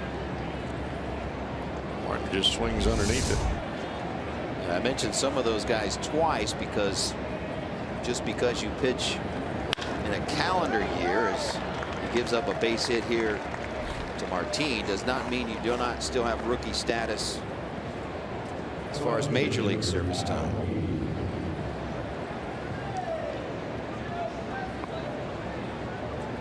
And now Aoki. And Aoki, after a 2-for-3 start here today, now batting .341 at Great American Ballpark. You still really have to pay attention to Martin. 5-4 ball game. He's looking to get to second any way he can.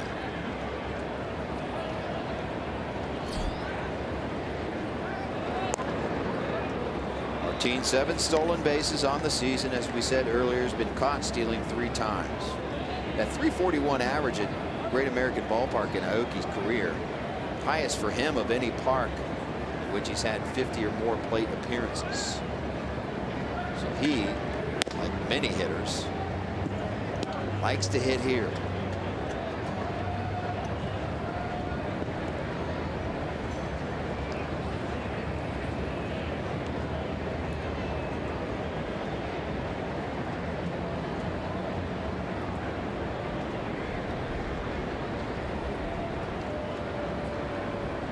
The 1-0 pitch from Diane Diaz.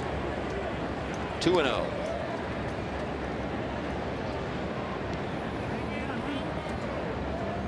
Can you stop your heart from pounding when you're out on the major league mound for the first time? You try to. And then the problem is when you step back to take a deep breath, you can't get a deep breath because your heart's beating so fast. Aoki right to Votto on the back. Got to tag him down there, and they do. Nicely turned double play. So a nice debut for Diane Diaz.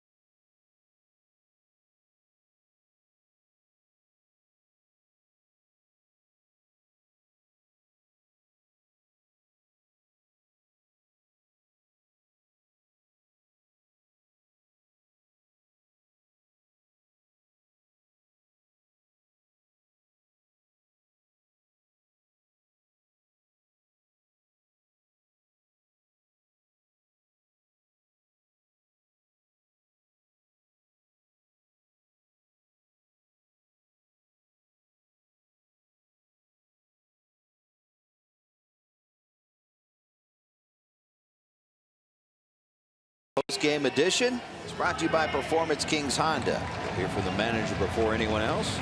Expanded highlights and more. Reds Live, the post-game show. Ah, we like to see that. Happy birthday, boys.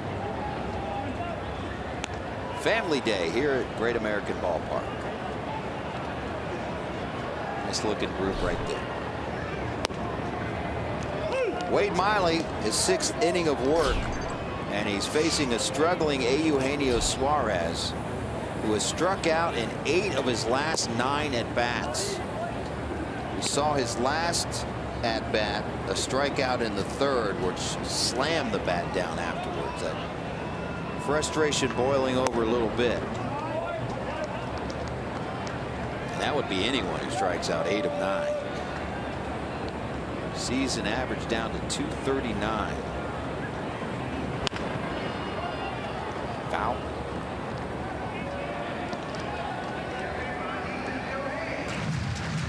Suarez does have 26 runs driven in on the season, though. And with that quick start or hot start he got off to, he's got 9 home runs. So even with the skid he's been in, and he's rung up right here. Make that 9 of 10.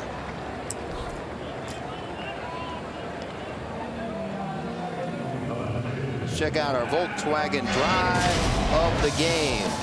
Adam Duvall in the 4th. 457 feet of nasty. Well, Duvall's hit enough of them. He knew when that ball came off the bat it was a long, far one. Here he is hacking again.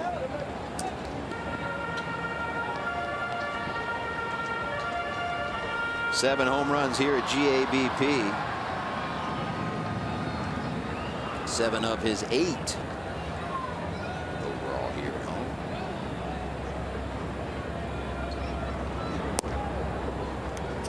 And he was a prolific home run hitter as he came through the minor leagues with the Giants.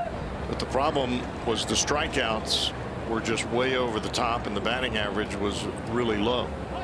The power has always been there, but the adjustments that he made this offseason and into spring training, he's carried him with him into the season. Takes an outside pitch there for strike 3. Wade Miley's feeling it right now. Back-to-back strikeouts for Miley here in the 6th. 6 overall. This is a paralyzer right here, right on the outside corner.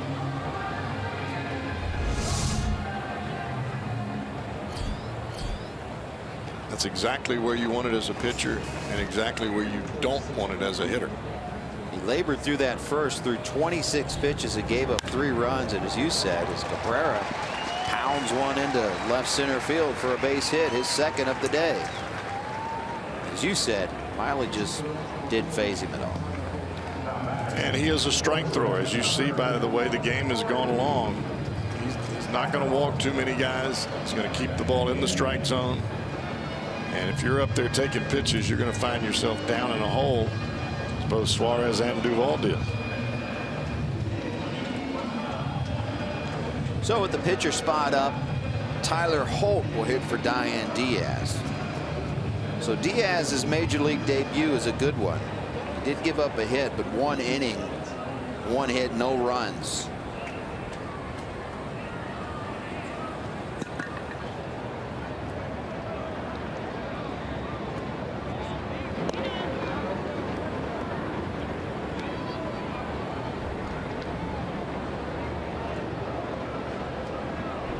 He came up at a good time too. We're going to a couple of prime time cities.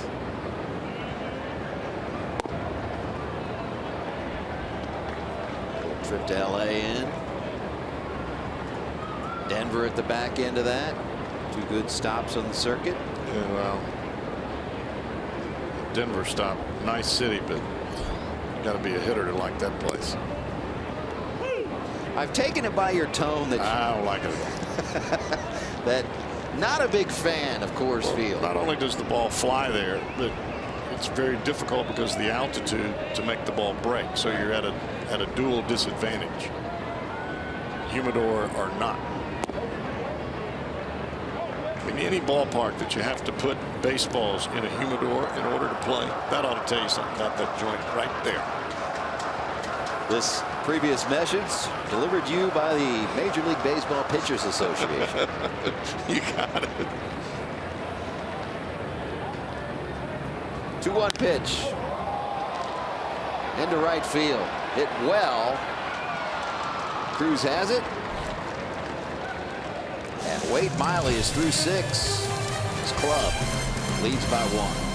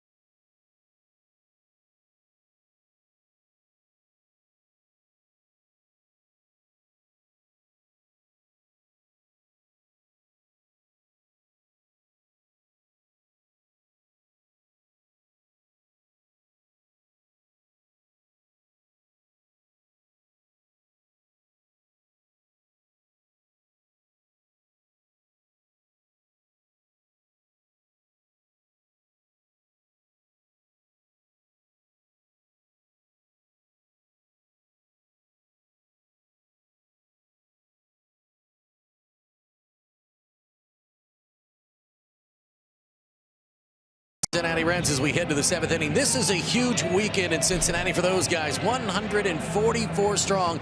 It's the Reds fantasy campers. They head out to Goodyear, Arizona, 3rd week in January for a week of fun. They come in here today. They're acknowledged on the field tomorrow. There are so many campers now. They're actually going to play a doubleheader tomorrow morning. 2 games tomorrow right here at the ballpark. So these guys not only get to go out to Arizona and play ball for a week in their Reds uniforms, they get to come in here and play tomorrow right here on this field. And I'll tell you what, boys, I've been there 9 years, and it is an absolute blast. You get to hang out with guys like Jim Maloney and Jack Millingham and Ken Griffey Sr. and Doug Flynn, and it is so much fun. Tom Browning and them just listening to the stories. And Jim, I know you'd love to do it, and Brantley, you too. The stories that you guys tell are just precious, and I tell you what, it makes it worth the while. You got anything in you for fantasy camp? You know, they let me pitch last year, and Chris Welch told me, don't even throw with the seams. You throw it so slow that if you go without the seams, the ball will move. What about you, Cowboy? Got an inning in you? Not happening. I'm doing good to throw to my 9-year-old son, batting practice. Well, that's certainly most important. Yes, I try to save all my bullets for the young one. I don't think I could actually throw it from the mound to the plate. I don't think he would get there. Blake Wood on in the 7th here for the Reds. Or maybe I could do it once. Once? And I'd have to go see Krimchek.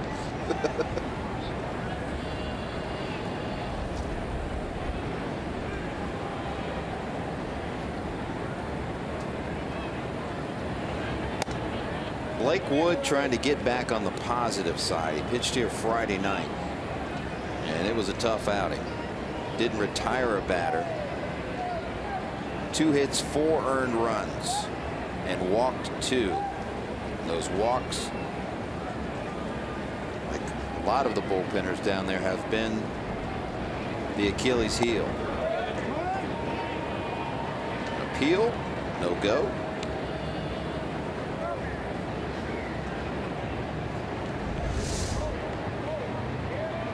Slider had definitely fooled Cano. He just didn't quite get around enough.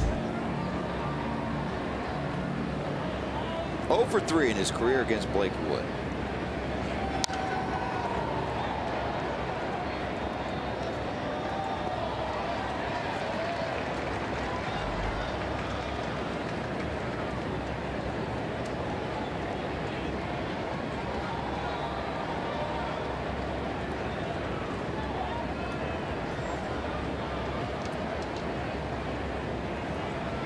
2-2 pitch. Grounder. That's Kozar in the shift. Score that one 6-3. Improve your game and tune in to the Golf Zone. Our PGA pro Jimmy Hanlon shows you terrific tips to improve your game and talks with you about this weekend's tournament. Get inside the Golf Zone with Jimmy Hanlon tonight at 8 on Fox Sports Ohio.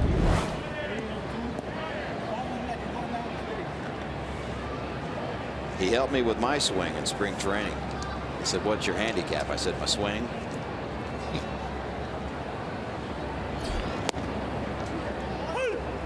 Good guy, though, and a very good teacher of the game.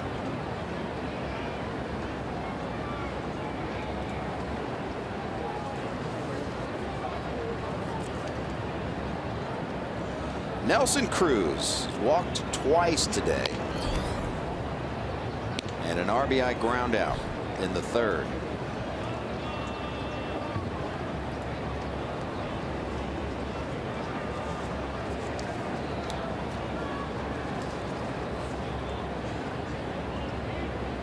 The 1-1.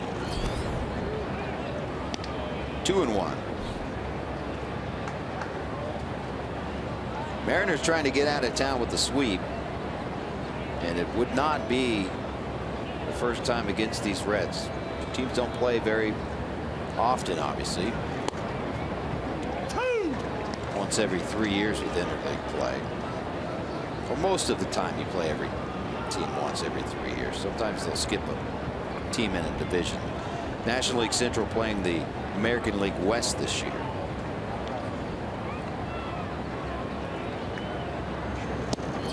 The Mariners swept the Reds June 2010 and also June 2002 here in Cincinnati. And for whatever reason, the Mariners have been a tough team for the Reds to face. Coming in, Mariners 12-2 versus the Reds all time. Wood gets Cruz on strikes. Big cut there at the end and missed it by a mile.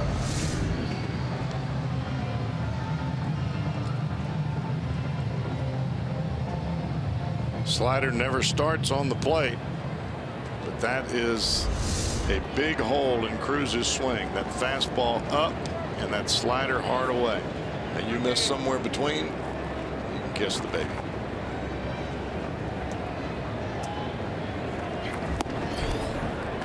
Only the second strikeout of the day for Reds pitching.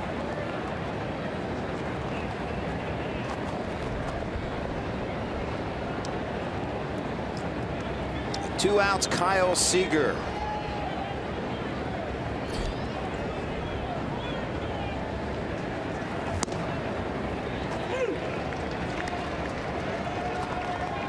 One and one. Reds have the top of their order coming up in the bottom of this inning. Got to string some hits together again. Did it in the first inning, but things have gone a little silent since then. Swing and a miss. Tipped right into the glove of Cabrera. Seager has reached base safely in 22 of 23 games, including hits in now 19 of those games.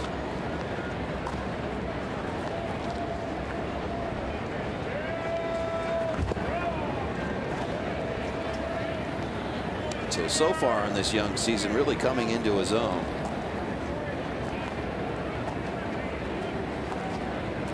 And this whole Mariners organization has really turned it around on a dime. I mean, turned it right around. 2-2 pitch. Hit pretty well to left. Duvall on the track. Got it. To fight that sun.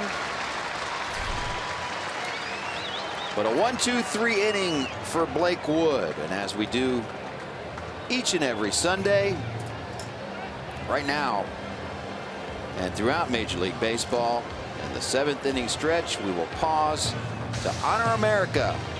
Ladies and gentlemen, with God bless at this America. time we ask that you please stand, kindly remove your hats and face the American flag. Major League Baseball, the Reds and the Mariners salute the men and women of our armed forces, as well as those who serve to protect in our local police and fire departments. At this time, please help us honor these brave men and women and all our veterans of service, and welcome the Cincinnati Men's Chorus as they lead us in the singing of God Bless America.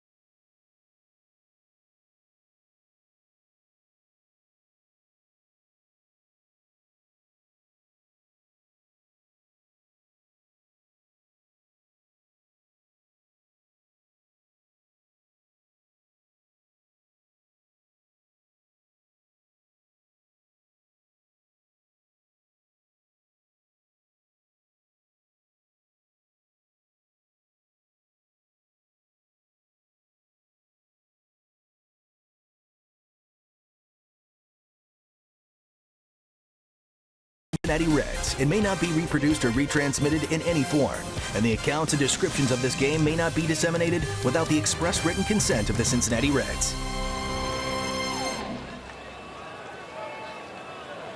One-run ball game, bottom of the 7th. The top of the order for Cincinnati, and they're facing a new pitcher, and first pitch swinging is Zach Cozart. Clevenger back, falls out of play. Nick Vincent, the new pitcher for the Mariners, he's only allowed 1 run in his last 14 ball games. And he's done it 18 in the 3rd innings. He's only walked 2 batters. Wow. Well, if you want a blueprint how to do it, it's that.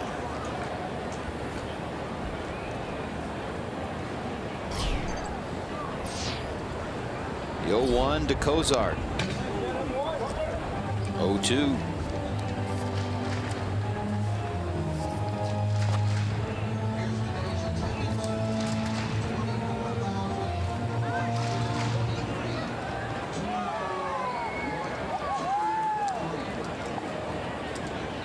Nick Vincent delivering the 0-2 pitch. Out of play. Vincent's pretty much a two-pitch pitcher. Fastball around 88 to 91, not anything higher than that, and a short slider 84, 85 miles an hour. But he keeps the ball down and he locates on both sides of the plate. And another one of those pitchers that Jerry Dipoto added as a complimentary player. They got him late in camp, March 30th of this year, in a trade with San Diego for a player to be named later. Swing and a miss, and Cozart's down with the 7th strikeout of the day for Mariners pitching.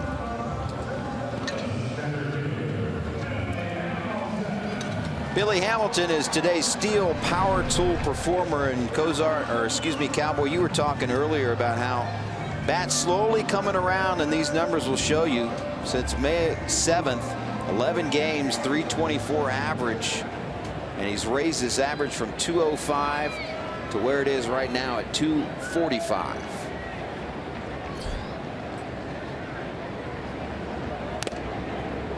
I think the biggest adjustment I've seen in Hamilton's swing is he is keeping his hands inside the ball and definitely concentrating on hitting the ball to the left field side of second base. Not hitting the top of the ball, just staying inside and trying to hit the ball hard.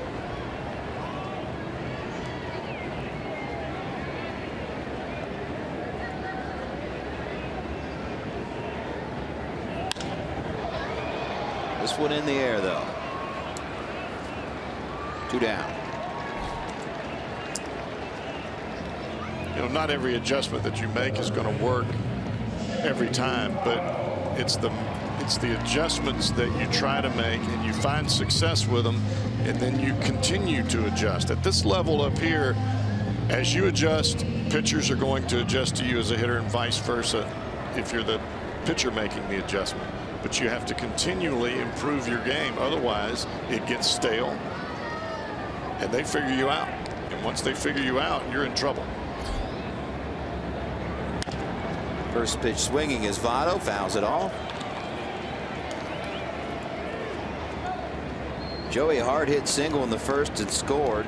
Grounded out, reached on a fielder's choice. Nick Vincent, 29 years of age, 6-footer, 187. California guy.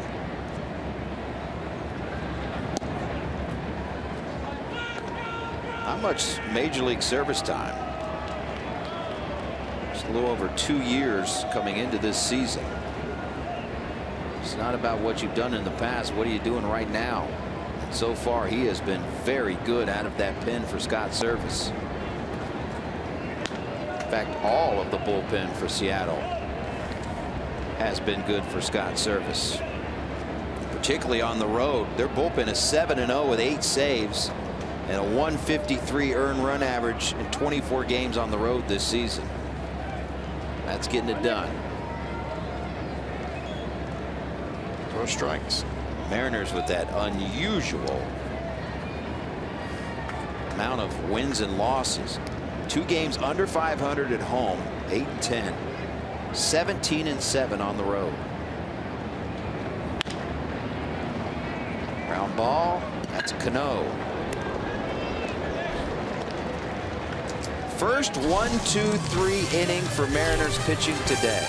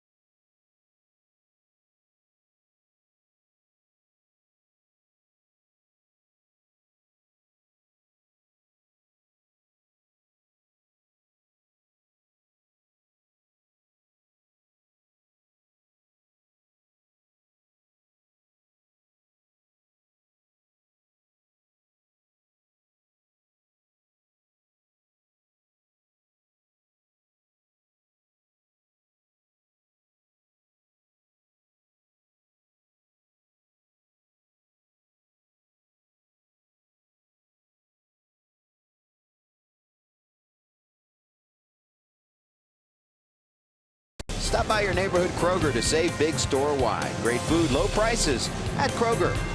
And by Toyota. For over 30 offers, visit buyatoyota.com. Toyota, let's go places. Reds Hall of Fame and Museum. None better on the planet as far as team Hall of Fames go. And if you haven't made a stroll through it, put it on your schedule. Come early or stay late when you come to a game. You'll enjoy it if you're a Reds fan. I promise you, you will enjoy it. Blake Wood, his second inning of work in this one after a 1-2-3 seventh. And he'll deal with Adam Lind to lead off the top of the 8th for the Mariners.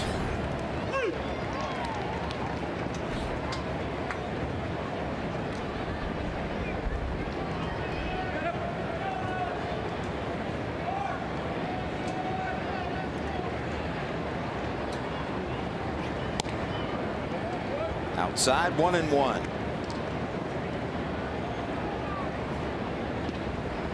Adam Lind, another new face this year for the Mariners.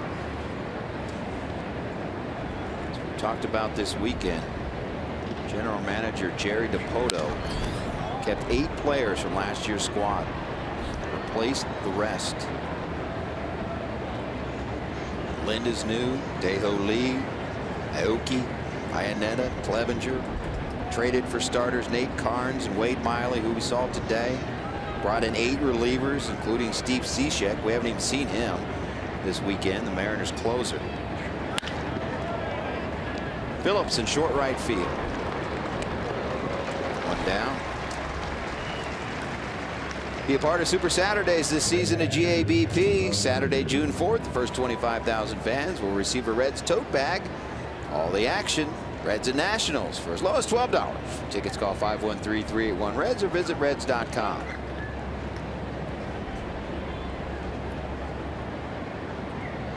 Jerry Dipoto said he wanted to have a conga line of mentality.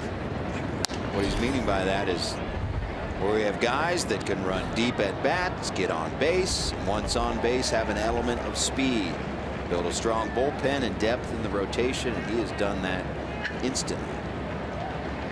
And turned the reins over to Scott Servais, who, as we've told you, has never managed at any level until this year, but he's got a connection with Jerry Dipoto. When Dipoto pitched for the Rockies in 2000, his catcher at times was Scott Servais. They've been friends ever since.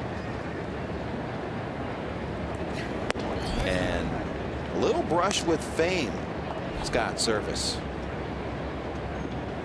If you look back on Mark McGwire when he hit that 62nd home run, breaking Roger Maris's single season record, September 8th, 1998. Waiting for that Steve Traxel pitch was one Scott Servais. Remember that day. Folks in St. Louis about lost their minds. Of course, we were losing ours too.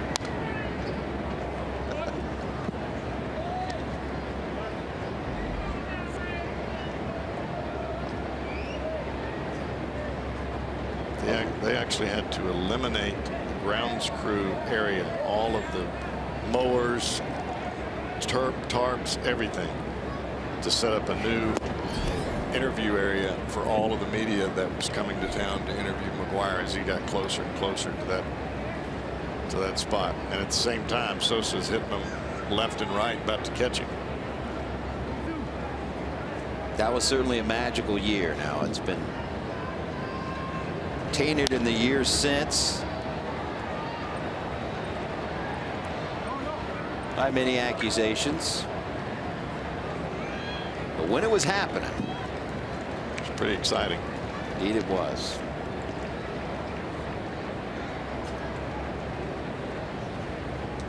You know, and McGwire handled it like a champ. I mean, every time there was a milestone that he reached, he would have something to sign for each one of his teammates, whether it was a glove or shoes, not just a baseball.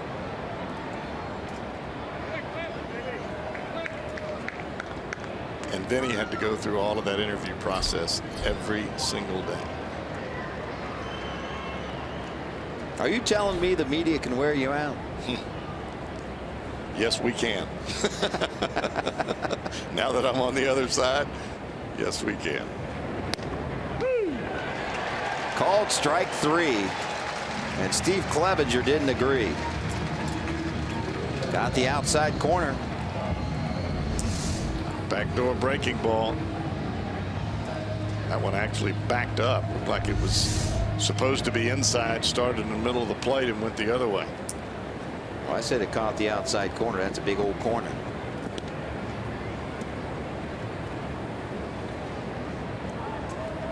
At least according to home plate umpire Dan Bellino, it caught the outside corner. He's the only one that matters right now. Indeed. Now Sean O'Malley. First pitch, swing and a miss. O'Malley 2 for 3, or excuse me, 1 for 3. Singled back in the 4th.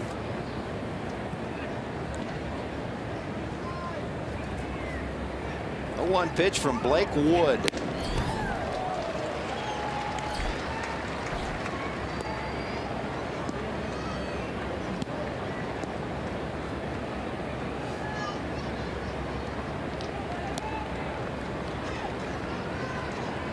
He's ahead 0-2.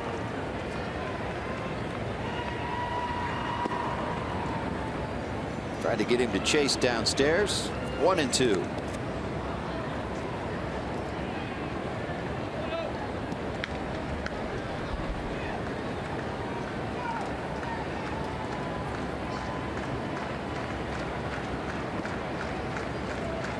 One ball, 2 strikes, 2 outs.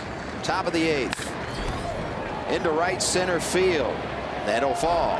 Hamilton cuts it off. Here comes O'Malley to second. And he'll get in there with a head first slide. 2-out double, Sean O'Malley. Tries to get the fastball back inside. He had a swing and a miss on the same pitch earlier, but this pitch runs back out over the plate, and O'Malley able to center it up. And now Seth Smith will pinch hit here in the 8th. And this is a big at bat. You want to keep this to a 1-run game here late.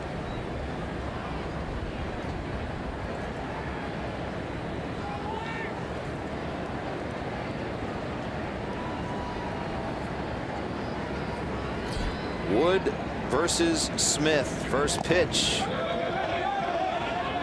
Checked his swing. And that's going to be a wild pitch. The runner now at third. Wild pitch and a strike.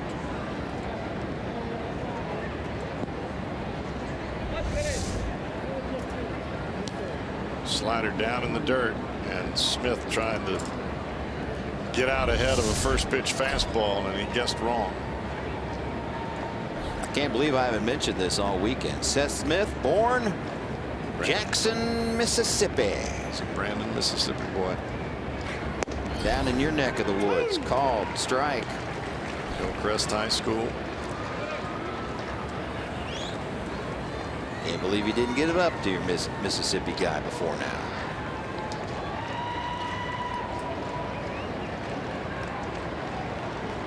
He's down 0-2 in the count. In the air. Suarez in foul territory. And Blake Wood. 2 innings of scoreless work. Reds need a run or more.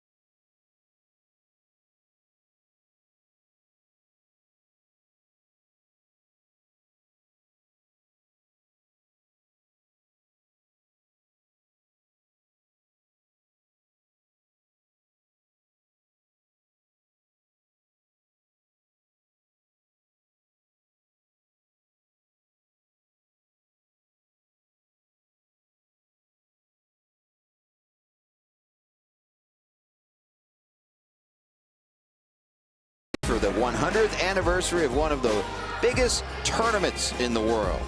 Coverage of the Copa America Centenario begins June 3rd across the networks of Fox Sports. New pitcher on for Seattle, Joaquin Benoit. Benoit brought over to be the main setup man for Cishek, possibly closing. He has not been back long. He's only pitched in 6 ball games. Well, he was tough when he was pitching for the Tigers and in a Padre uniform. Doesn't quite have the velocity that he had earlier in his career, but he's still got that great movement on the changeup. He'll throw it any time. Well, we've seen that velocity dip in many guys in the backside of their career. Benoit will turn 39 in July. From Santiago, Dominican Republic. Over 13 years of major league service time.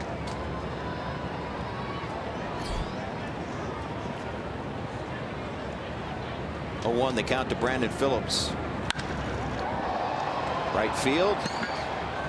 An easy play for Cruz. 1 out.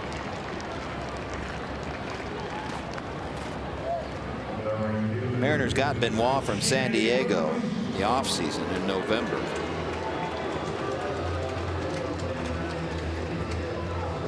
Two-for-one deal. Seattle gave up 2 players to get Benoit. Yel De Los Santos, right-handed pitcher, Nelson Ward, an infielder, went to San Diego. And now Jay Bruce. Reds down by a run. Bruce could tie this bad boy with 1 swing of the bat. The sun pops out from behind one of those clouds, and boy, it looks like somebody turned on the bright lights.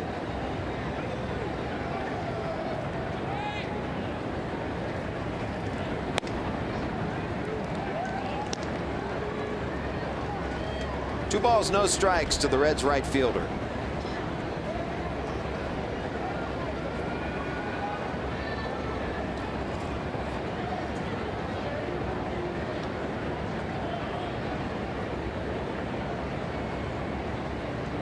And the 2-0 pitch in there for a strike.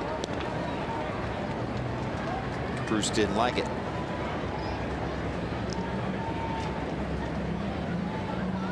Big shift.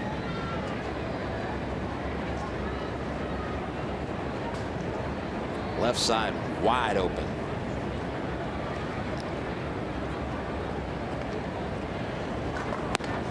Swing and a miss. 2 balls, 2 strikes. Benoit got away with 1 there. He's trying to keep the ball down and away from Jay. Doesn't want to give him anything that he can pull out of the ballpark with a 1-run game.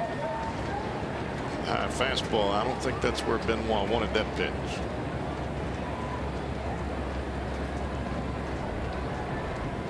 The 2-2 pitch. Into left. Aoki charging. It's got it. 2 down.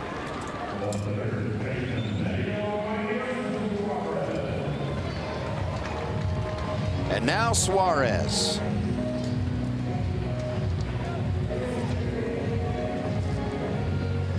Who has struck out all 3 times he has gone to the plate today.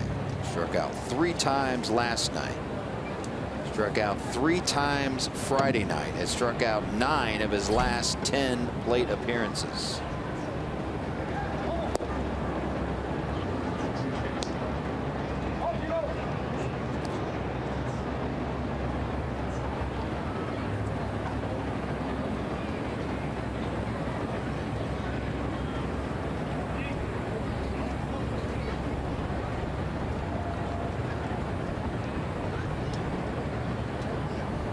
The 0-1 pitch. Swing and a miss. On that stat, I should say at bats. He does have a walk in there. He's just not seeing the ball right now. It's starting to get a little bit jumpy, as you can see with those first 2 swings.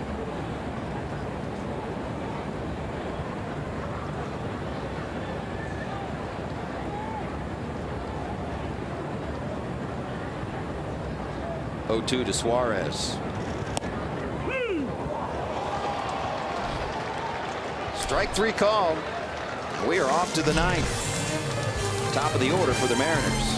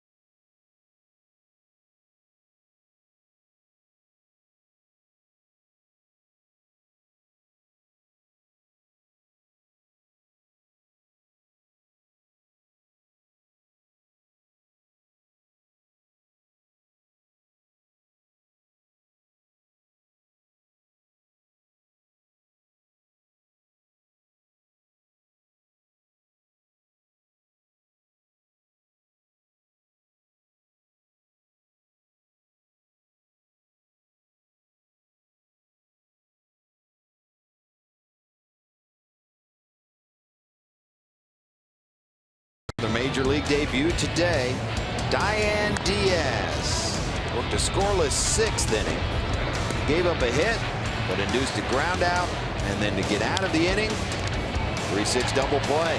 Diane Diaz, a scoreless major league debut, your Miller time moment. So Simon goes 5, gives up 5. Diane Diaz, scoreless inning. Blake Wood, scoreless 2 innings. And now the lefty Tony Cingrani.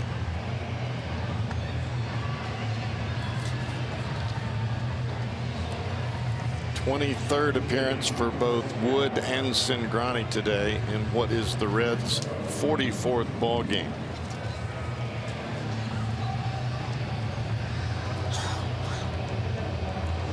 Keep this up, they'll be pitching in 80+ games.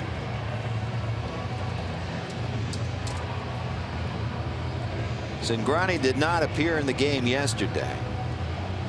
Did pitch Friday night in this series. 1 inning of work, 1 hit, 2 strikeouts, no runs.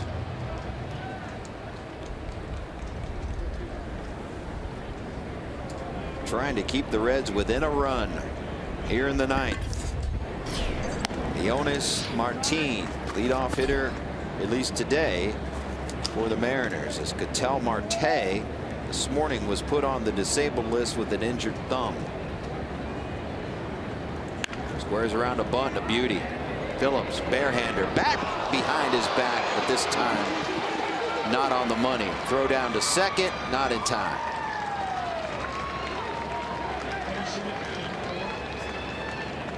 So a single and an error on Phillips. And a runner at second base.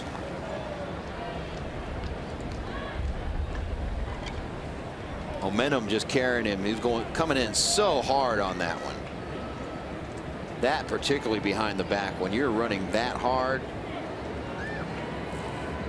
really hard to put that one on the money. Probably should have just put it in his back pocket. Yeah, especially with the speed of Martin.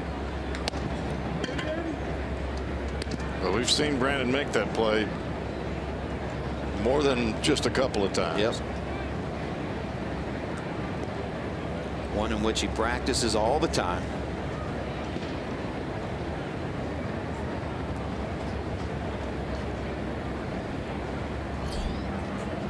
Aoki squaring around the bunt and hitting. Nope, calling it a foul ball. He was doing everything he could just to get out of the way of that ball. That was a heat seeker. Watch this ball run up and in. Yep. Pull that bat back fast enough.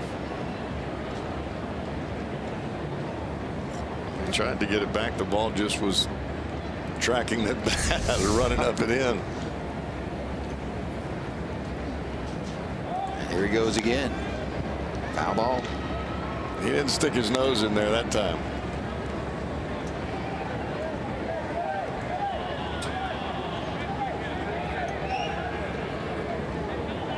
Big runner out at second base. Yeah, Martin appeared to be taking off for third as the pitch was coming to the plate. He was.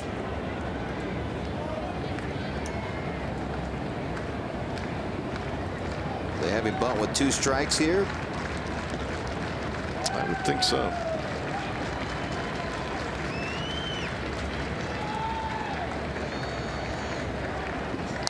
Nope. Slaps it foul. Count remains 1 ball, 2 strikes.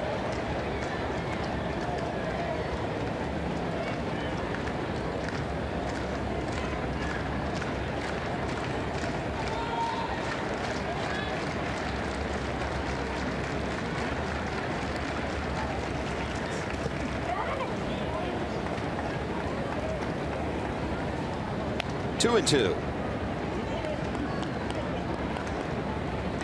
Aoki has such an unorthodox swing. He works you deep into the count. Even for a guy that doesn't have a whole lot of power, he can make some pretty good contact. Fights that one off.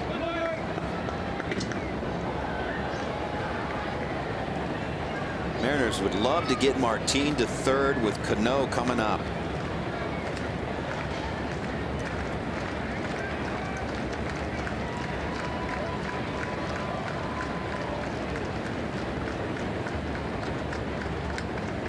Cingrani, lefty, bringing it to the lefty. Punches it, gets the job done. Okie busting it down the line there. Phillips had to launch that ball to get him. But as I said, job done. Runner gets to third, and here's Cano.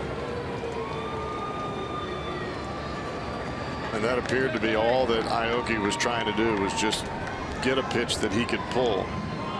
Kept fouling off the fastballs over to the left side, and once you give him the breaking ball, he gets the bat head out in front, gets the ground ball to the right side, move the runner to third.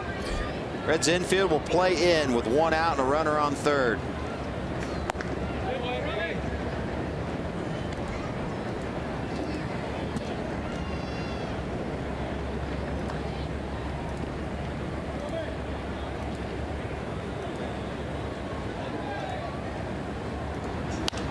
And obviously the difference between a 1-run deficit and a 2-run deficit in the 9th, enormous. Well, the top 2 hitters in this Mariner lineup have done their job today. They've been on base. Seems like they've been on base every time they've come to the plate, especially in Martin's circumstance. 4 hits today.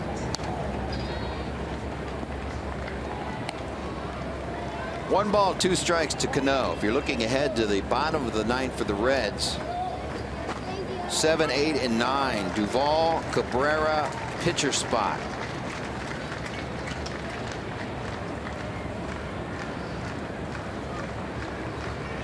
Brian Price with DeJesus Jr., Pacheco, Steve Selski, and Barnhart to choose from as far as pinch hitters go.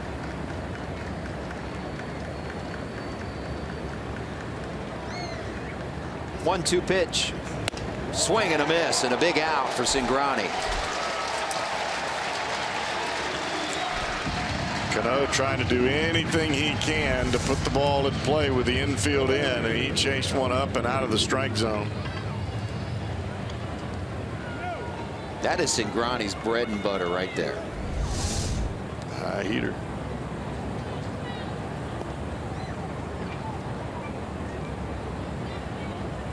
But now he'll deal with Nelson Cruz.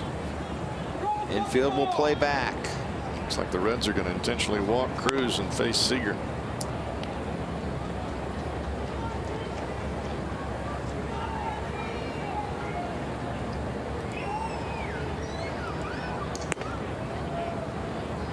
It'll be the 4th walk of the day for Reds pitching, and 2 have been intentional. So if you're looking for silver linings going forward, 2 straight walks, 2 intentional walks. Not the enormous number of walks we've seen in the past several days.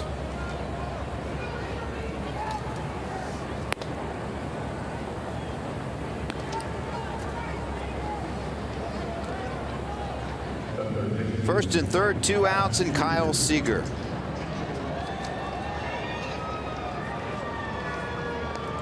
Seager does own one of the RBI hits in this game for Seattle.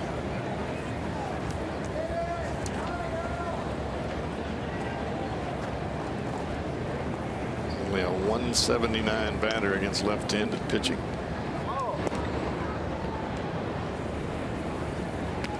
Grani just teeters right on the line of a balk every time he goes over there. Those are the guys that have the best move. We've seen him pick off a few.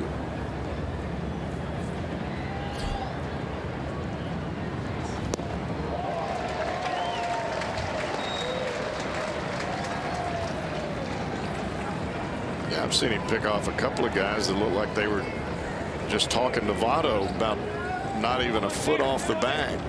All of a sudden there's the ball and they're out.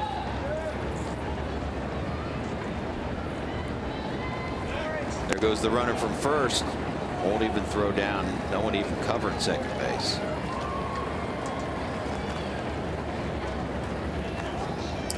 They're going to score that a defensive indifference since no one indeed covered second base. So now 2 in scoring position. So Grani trying to concentrate on the batter, and he gets the job done. Mariners strand 2. Last chance for the Reds.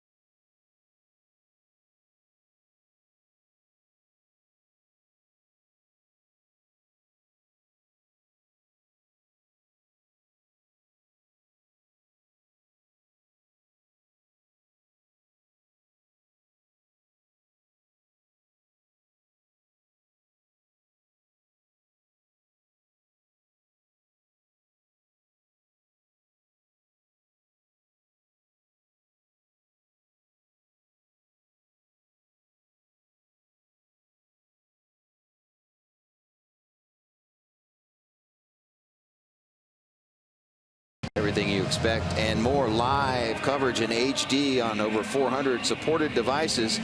Free subscription to At-Bat Premium to boot. Blackout and other restrictions apply. Visit MLB.tv for details. It's off on the road for Cincinnati. It's a 3-city trip.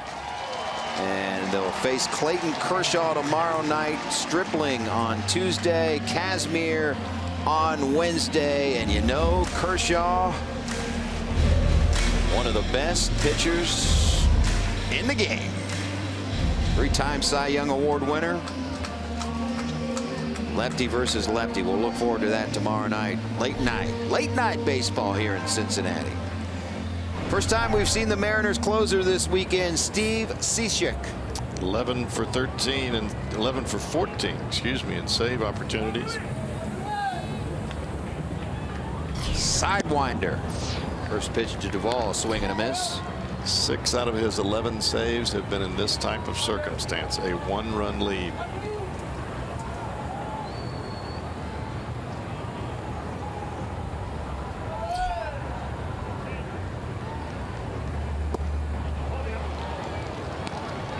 Duvall went a chasing. He's going to throw the glasses away.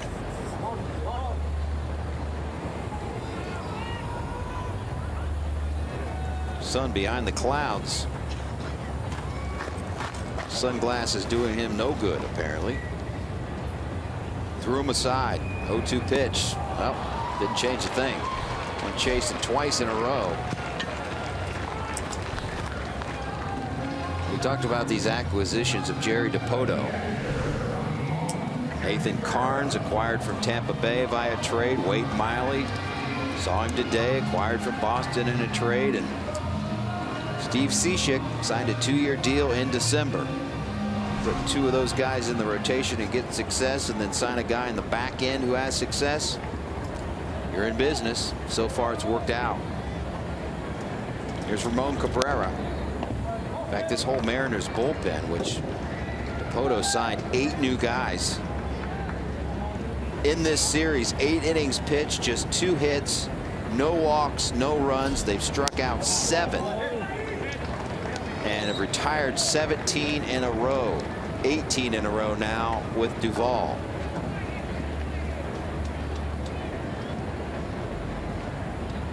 That's a lockdown bullpen in this series. Yeah, it's interesting that Vincent and Benoit came over from the Padres, both in different circumstances. But Vincent has been a mighty big surprise on the success side for the Mariners.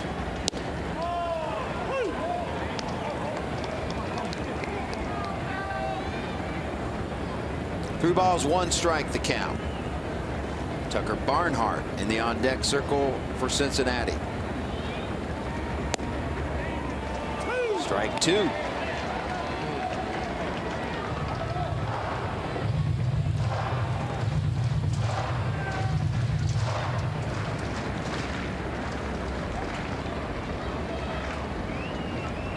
Reds need a base runner.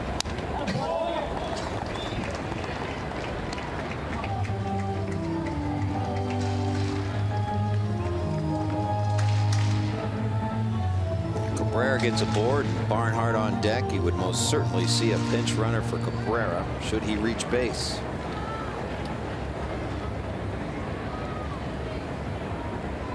Three-2 pitch. Fly ball, left field. Okie staring right up into that sun. The Reds are down to their last out.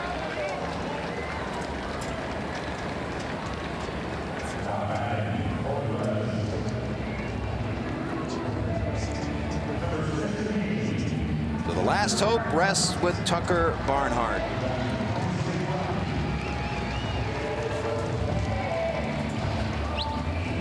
Given the day off today from the starting lineup, day game after night game. Switch hitter will hit from the left side.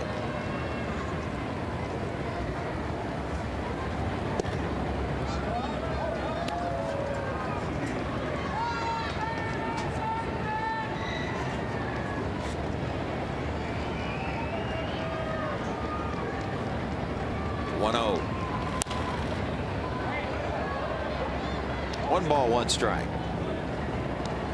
You can see the 3 pitches that Cishek threw to Duvall, all sliders away, and now to the left-handed batters, both Cabrera and now Barnhart. Backdoor sliders, fastballs down and away.